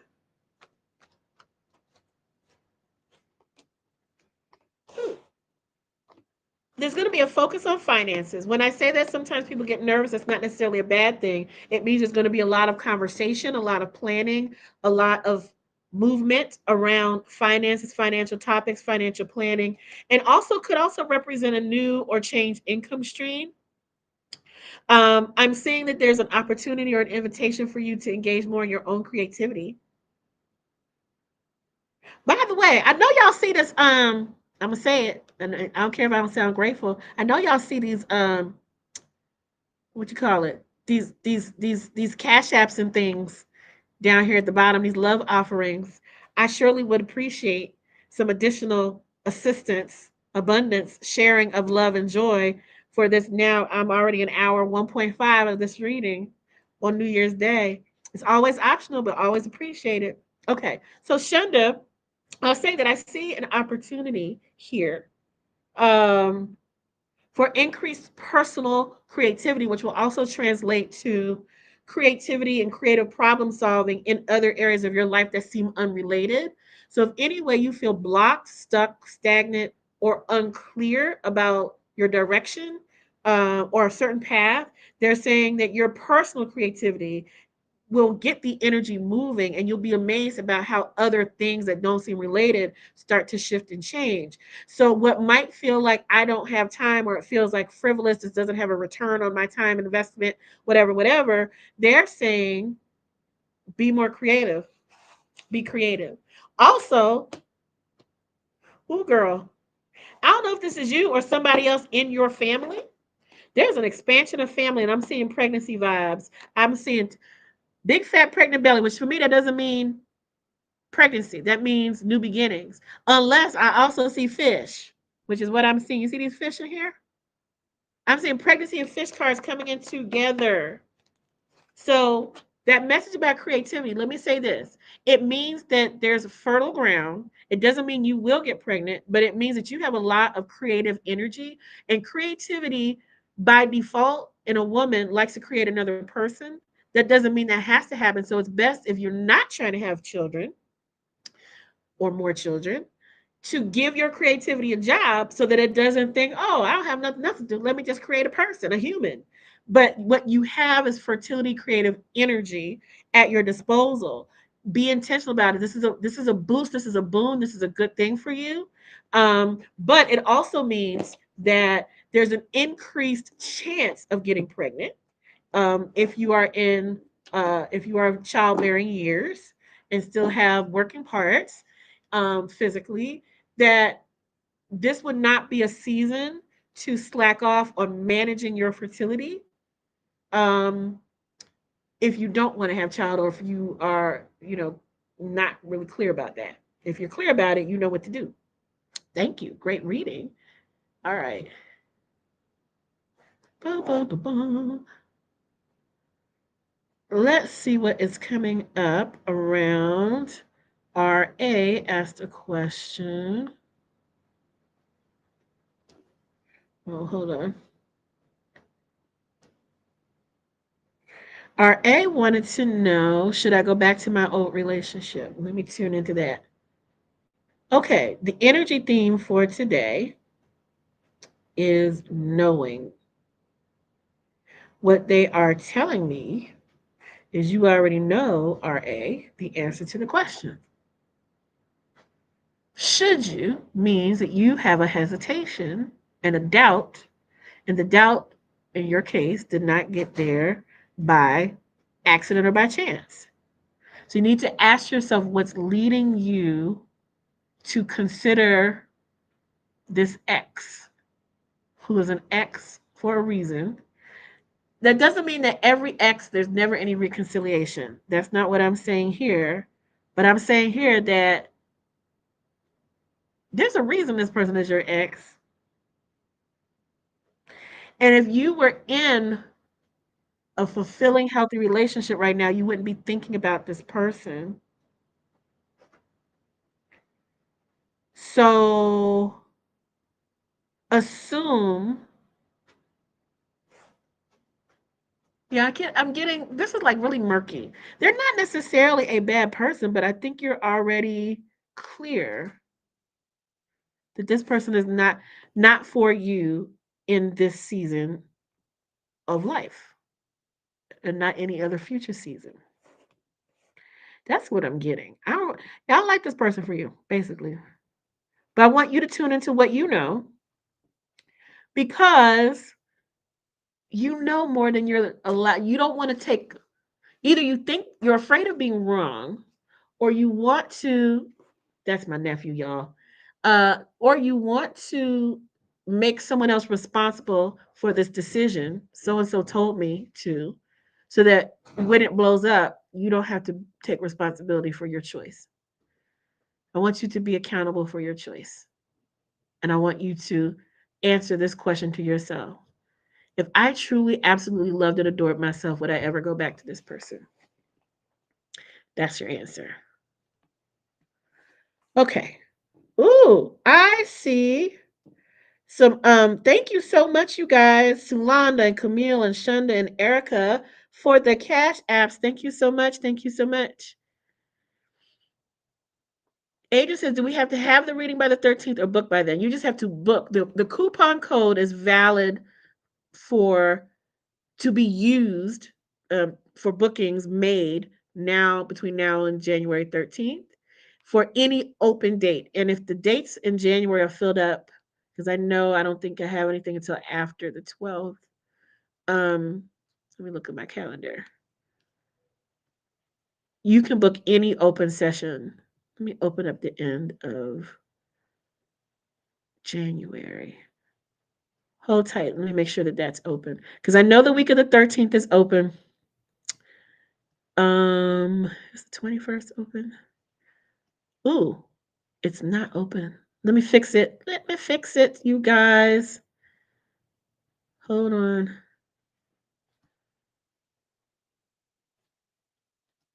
I'm fixing my calendar to make sure that there are some openings because it was actually closed up for the second half of January. Hold on, you guys. I'm fixing it. Thank you for your patience.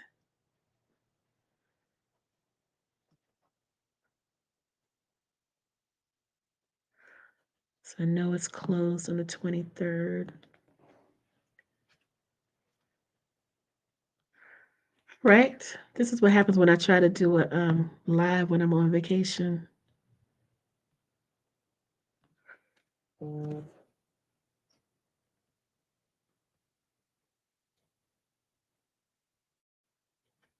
Okay, it should be.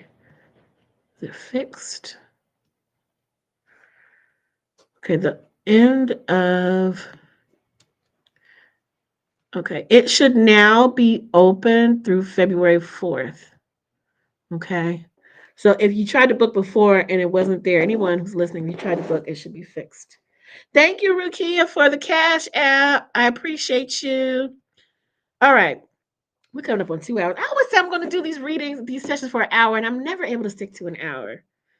All right. So we're going to do a couple more.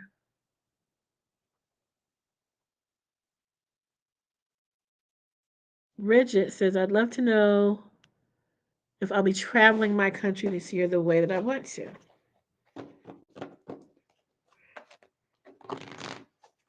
As I'm tuning into your energy, I feel like this is a mix. It's not a yes or no question, is what they're telling me. What they're giving me is you have opportunity, lots of opportunity to travel. You have big and small trips available to you. And some of the question about the part about the way I want to is the sticking point. There will be some trips where you can travel the way you want. There most of the trips that you can travel the way you want.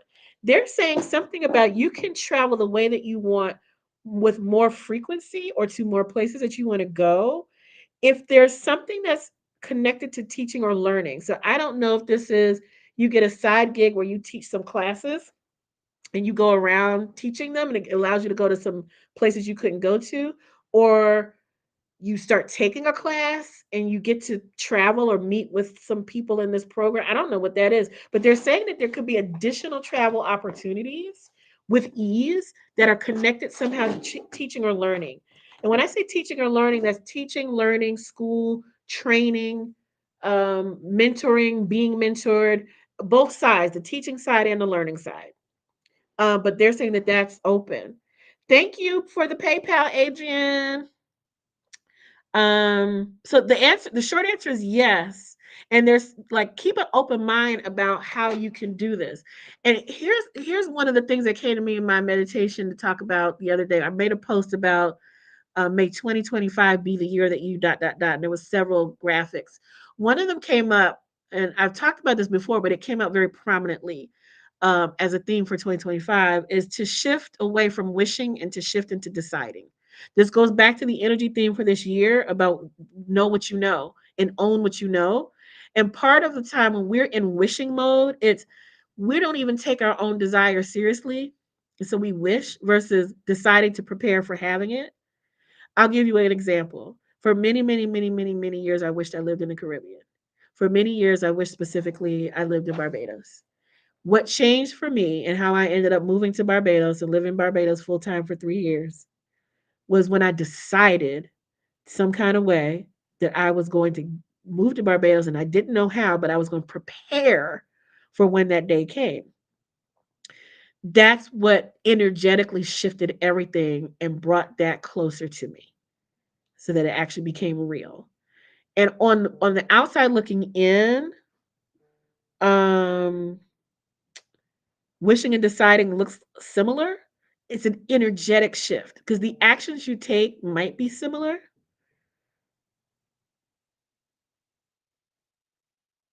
but there's an internal commitment and a devotion to it, to having it, to living it, to feeling it.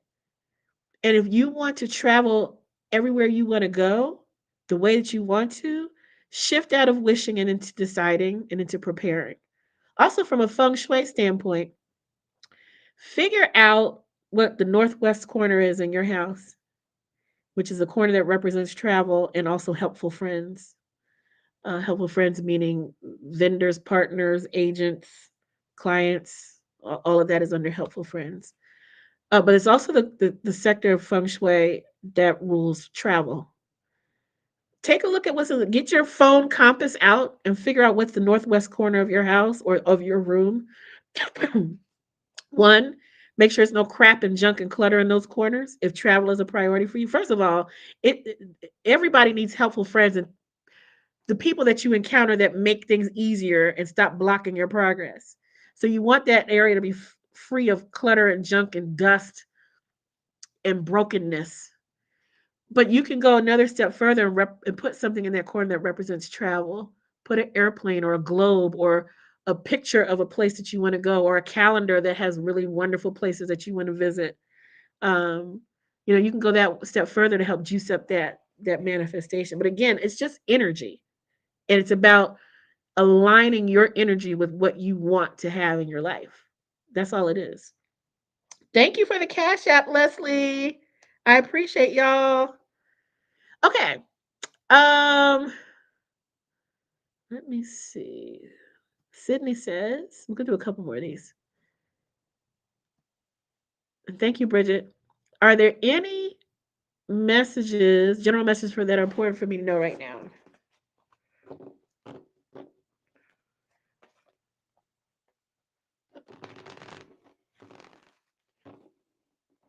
You're questioning yourself a lot. You're doubting yourself a lot. And that's a real experience that we all have.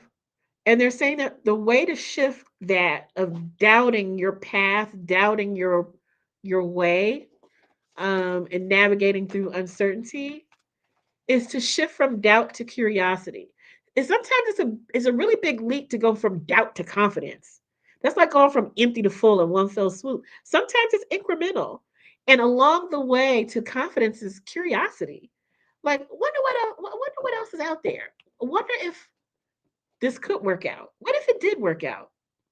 What if this was the right way? What if every decision I made was the right decision?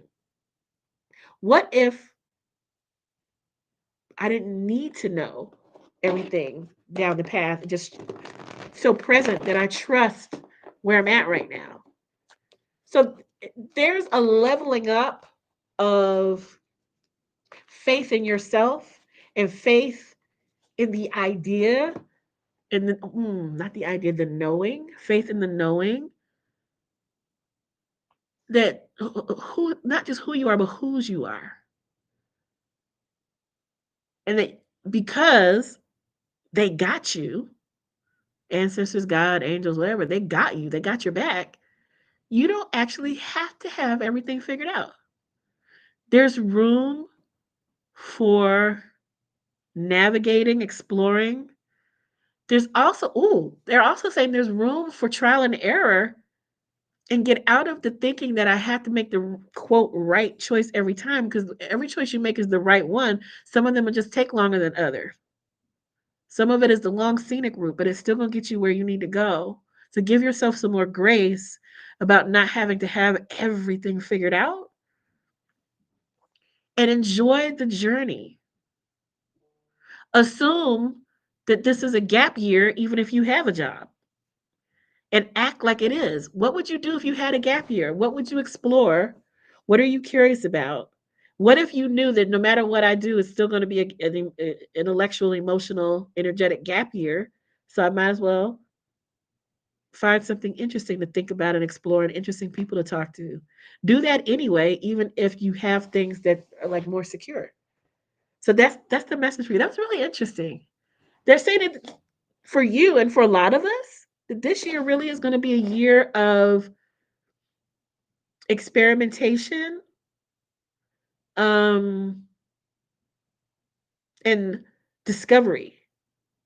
And in order to have discovery, including scientific discoveries, the scientist has to be willing to make some mistakes and go down some dead ends. And you don't know it's a dead end until you go down it. But to actually buy into the process and not just the result, because the process is where the value is. Who said this great quote? I don't know if it was Nelson Mandela. I hope I'm not quoting the wrong person. Someone said, either I win or I learn. Either way, you're gaining something. So thank you for that question.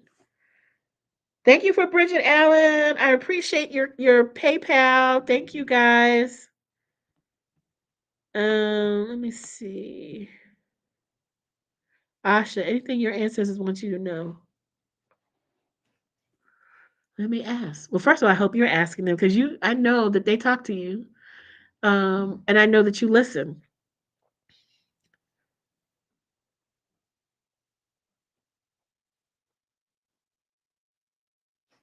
They're talking about the concept of expansion and contraction,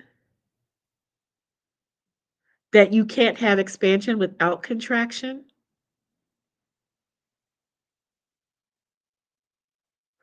And so if you have experienced contractions or seasons of contraction, know that the expansion is right behind that. They're giving me also the example of babies being born, that the process of labor is called labor for a reason, and that there literally are contractions in order to birth the new thing. And I don't know if they're being very symbolic or if they're being literal for you, but that's the example that they gave me. They're talking about expansion is coming. Maybe the contraction part is behind you, but the expansion is coming. So be clear about what you're calling into your life. What are you giving the currency of your attention to?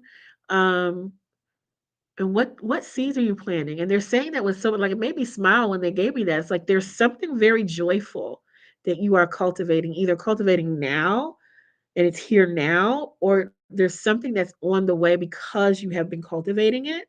But there's something very that just made my whole heart feel like warm and stuff. Oh, this is so awesome.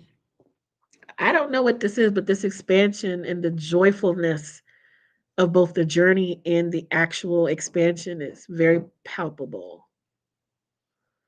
Ooh, I like it. All right. I think I'm gonna do like one more because it is 5:30. Tammy says, feel free to speak on me in any way.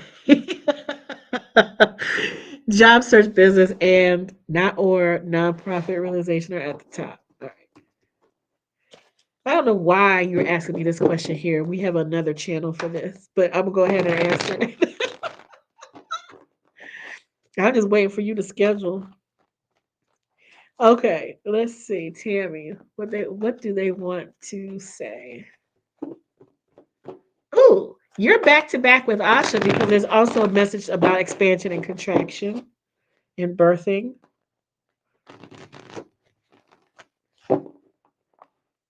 and teaching. Teaching is coming up big. Teaching slash mentoring slash training is coming up very big for you. Both around the topic of creativity and also using your own creativity in the way that you approach teaching training. Ooh, ooh, ooh, ooh. The other thing that's coming up is my hands getting hot.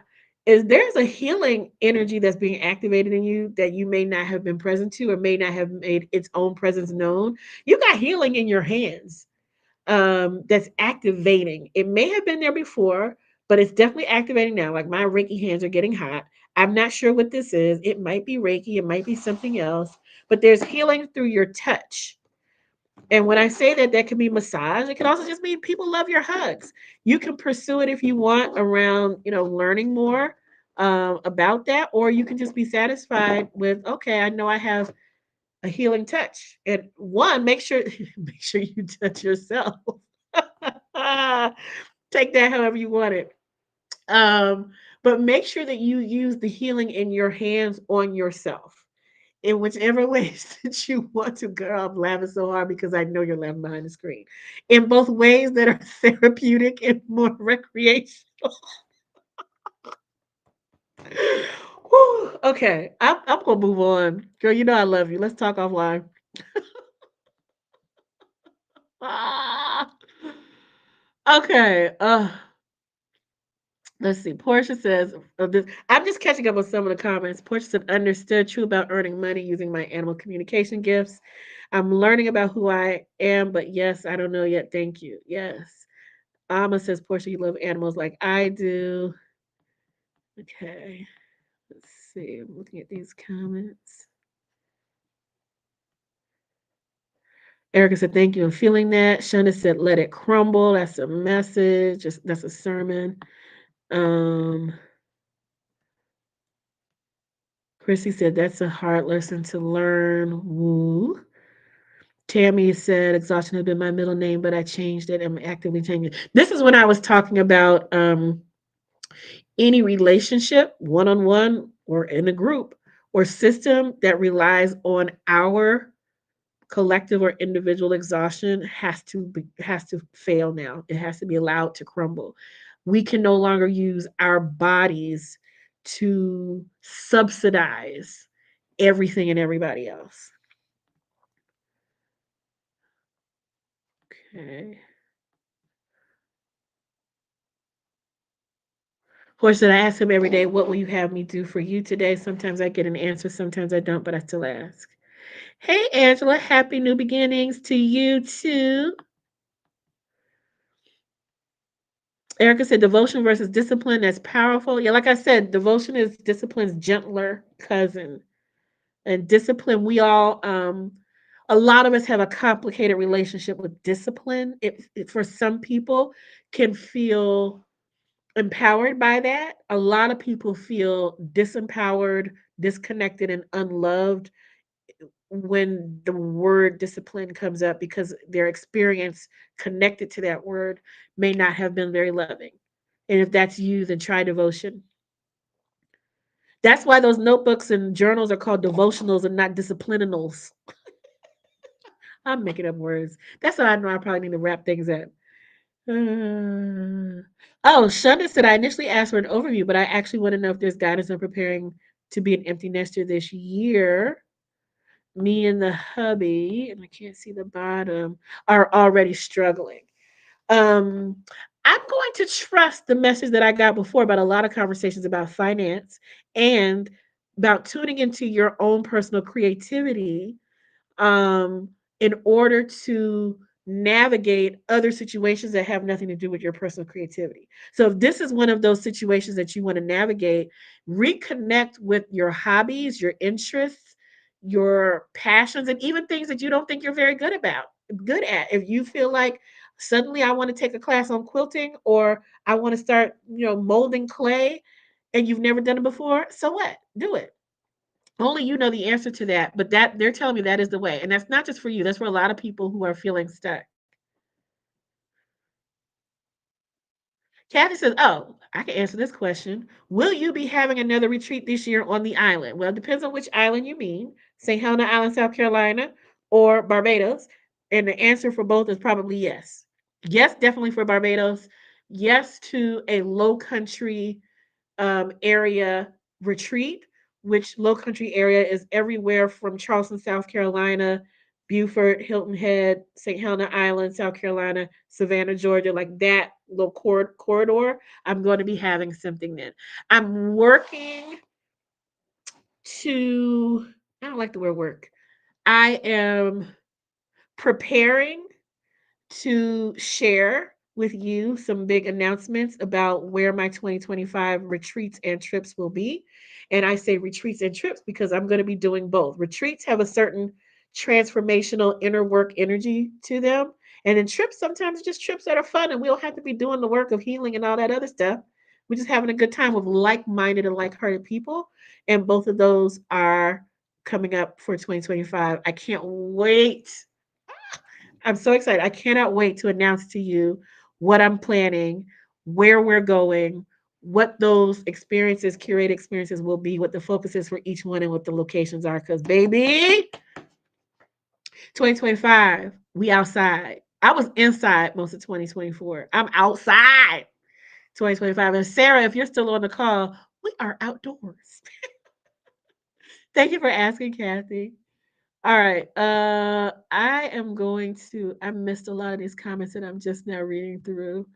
Portions I have to run. Thank you for the confirmations from Spirit. I will definitely hit you up because the animals are now physically communicating with me more. Okay, perfect. Adrian says thank you. Bridget says thank you. Thank you. Um, Kathy said Yahoo. Hi, Louise. I need some encouragement. I feel overwhelmed. Oh, girl, I understand. I understand. First, I'm just sending you some love. Everybody, if you're still in the chat, if you're on the live chat, oh, still lots of people in the live chat or on the replay, send Louise Hall some love in this chat. Let her know she's not alone. And this is for anyone else who feels overwhelmed, but specifically for Louise, who had the courage to speak up and to be vulnerable with us. I appreciate that. I'm sending you so much love. And first, breathe, pause, and breathe.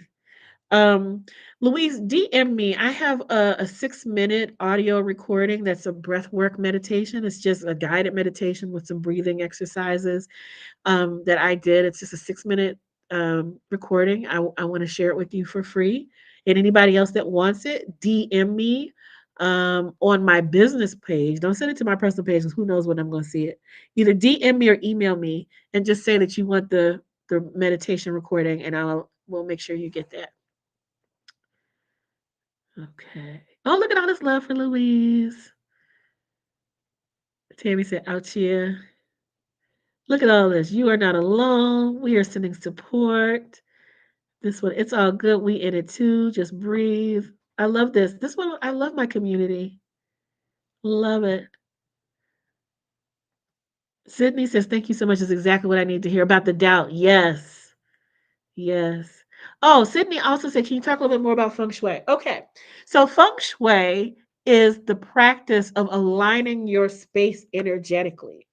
And it is a Chinese practice initially, but there are many cultures that practice some form of energetically aligning your space. And in feng shui, the different directions, north, south, east, west, etc., each represents some different aspect of your life. And it's in a shape called a bagua. Don't worry about the terminology, just focus on the energy shift. And there are, like, for examples, just like with chakras in your body, if you tell me what's going on in your emotional life, I can tell you what chakra in your body is impacted and what probably where you're having physical issues, and vice versa. If you're telling me you're having, esophagus issues or whatever, I can also tell you that it's a throat chakra issue and you're having some unexpressed words or creativity, or you're literally swallowing your feelings and some other things that have to do with expression. So there's like it's like there's the outside and the inside. There's the physical and then there's the energetic. And so with feng shui, my best way of explaining that is the way that you where the clutter and blockages are in your home or in your space or in your office or whatever physical space, that corresponds to a particular area. In any area that feels more open and clean, and has good energy and sunlight and whatever, um, are usually areas of flow. So one way that someone explained this to me was if someone were to gently pour water, a large amount of water through your whole home space, water flows by itself organically. You don't have to tell water where to go. Where would the water flow easily and where would the water get blocked or stuck or stagnant based on what you have there, first of all? And that will tell you where some of your blockages are. But there are also things that you can do to enhance certain areas. Like there's a money area, there's a relationship area, there's a knowledge and wisdom and learning area. Like there's all these different areas. And a great book. Well, there's a book that I love the practical suggestions, but it doesn't use the um the directions. It uses the placement of the house where the front door is always considered north no matter what direction. So I'm trying to think of a great easy resource to share, and I'm drawing a blank right now that's easy to understand. But hit me up, like message me, and I'll see if I can find something that I can share that has a good overview of more about feng shui. A lot of ways we're already practicing feng shui. We just didn't know it. It's just like, how do we organize things in our home in a way that feels good? It's not just your home, but any physical space. And the way that we are affected by clutter or things that are broken, or things that feel dark or dank, etc. So yeah. All right. I think, was that our last one? I think that was the last one. You guys are so funny. Oh, Tammy teared up. Yeah. Back to back with Asha. Right. There's another Asha. Your daughter's name is Asha. Okay, let me see if there's any other comments. Thank you, you guys. Look at all this love for Louise. Valerie says, sending you lots of love, light energy of hope and comfort. Louise, you are enough. Thank you, Dr. Alicia, for that. Keisha says, love. Louise, you're not alone. Solana says, sending support and love. Sydney said, Louise, you are deeply loved and cared for. May you receive so much gentleness, grace, and ease. I pray you're able to lay your burdens down. This is just so beautiful. Look at all of this love for Louise. I can't even post them all. So Louise, I hope that this just gives you just a little encouragement. It may not change the situations that you're facing that make you feel overwhelmed, but it can change your energy, for you to know that you're not alone in facing them. That there are people literally all over the world who are rooting for you and sending you love, who are praying for you, who are holding you in your hearts. And as we do for one, we do for all of us. So thank you, Louise. Louise says, thank you so much. I feel it. And I'll DM you to get the breathing meditation. Love you. Love you too. I'm glad this was helpful. Thank you, Kitty Russell, for the love offering. You guys are amazing. Thank you, Latanda. Yes, thank you guys so much. I hope that I was able to name everybody who gave. I can't always see everything on my screen, but I think hope I was able to publicly thank everyone who gave, the love offering. Thank you so much. Okay, so you guys, any final thoughts? I'm not taking any more readings. I'm all reading out for now. But are there anything else that you guys want to show or share? Louisa has given me a lot. I feel seen and heard. Yeah, sometimes that's all we need. That and $1 million. I'm just kidding. But sometimes knowing that we are not invisible and that our struggles and our joys are not invisible, um, it shifts how we see the world and it shifts how we see ourselves. And it helps us with the knowing that we are loved and that we are divine and we are a reflection of our Creator. Everything that God is, you are. Everything that God is, you are. All of the grace, all of the strength, all of the wisdom, all of it, all of the ability to heal, all of the ability and capacity to love. We all have that. Sometimes we are taught to disconnect from it and to see it as something outside of ourselves, but it's not.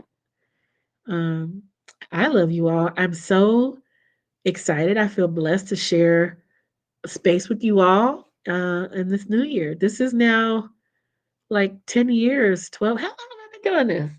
13 years.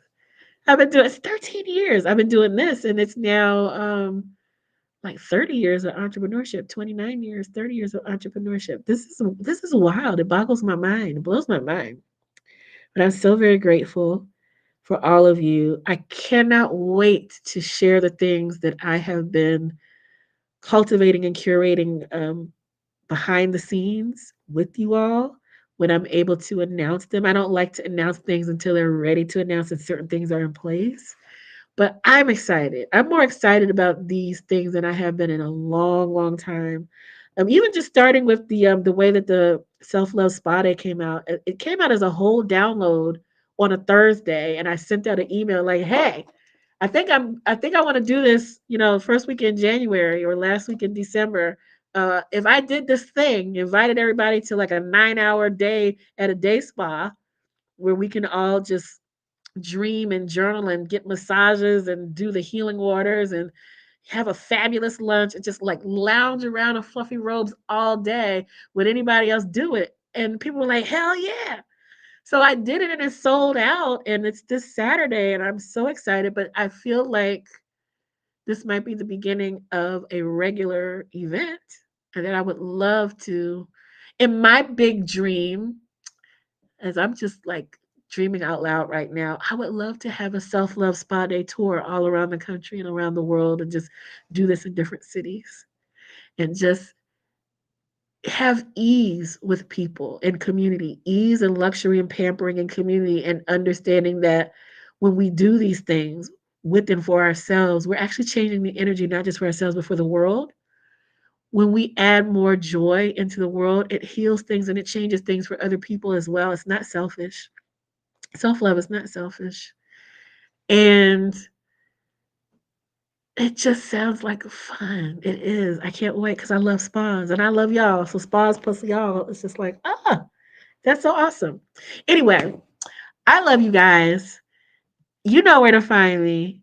Oh, let me put up on the thing the discount code. Where is my little button here? Okay. 30% off intuitive readings. And the code is new 2025. Where do you go for that?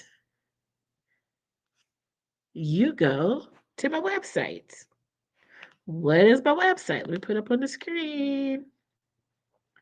Oh, how did I forget? I know I can't believe I forgot to mention this. Shameless self-promotion is of course my book that's been out now for 2 years. It's great for New Year's, right?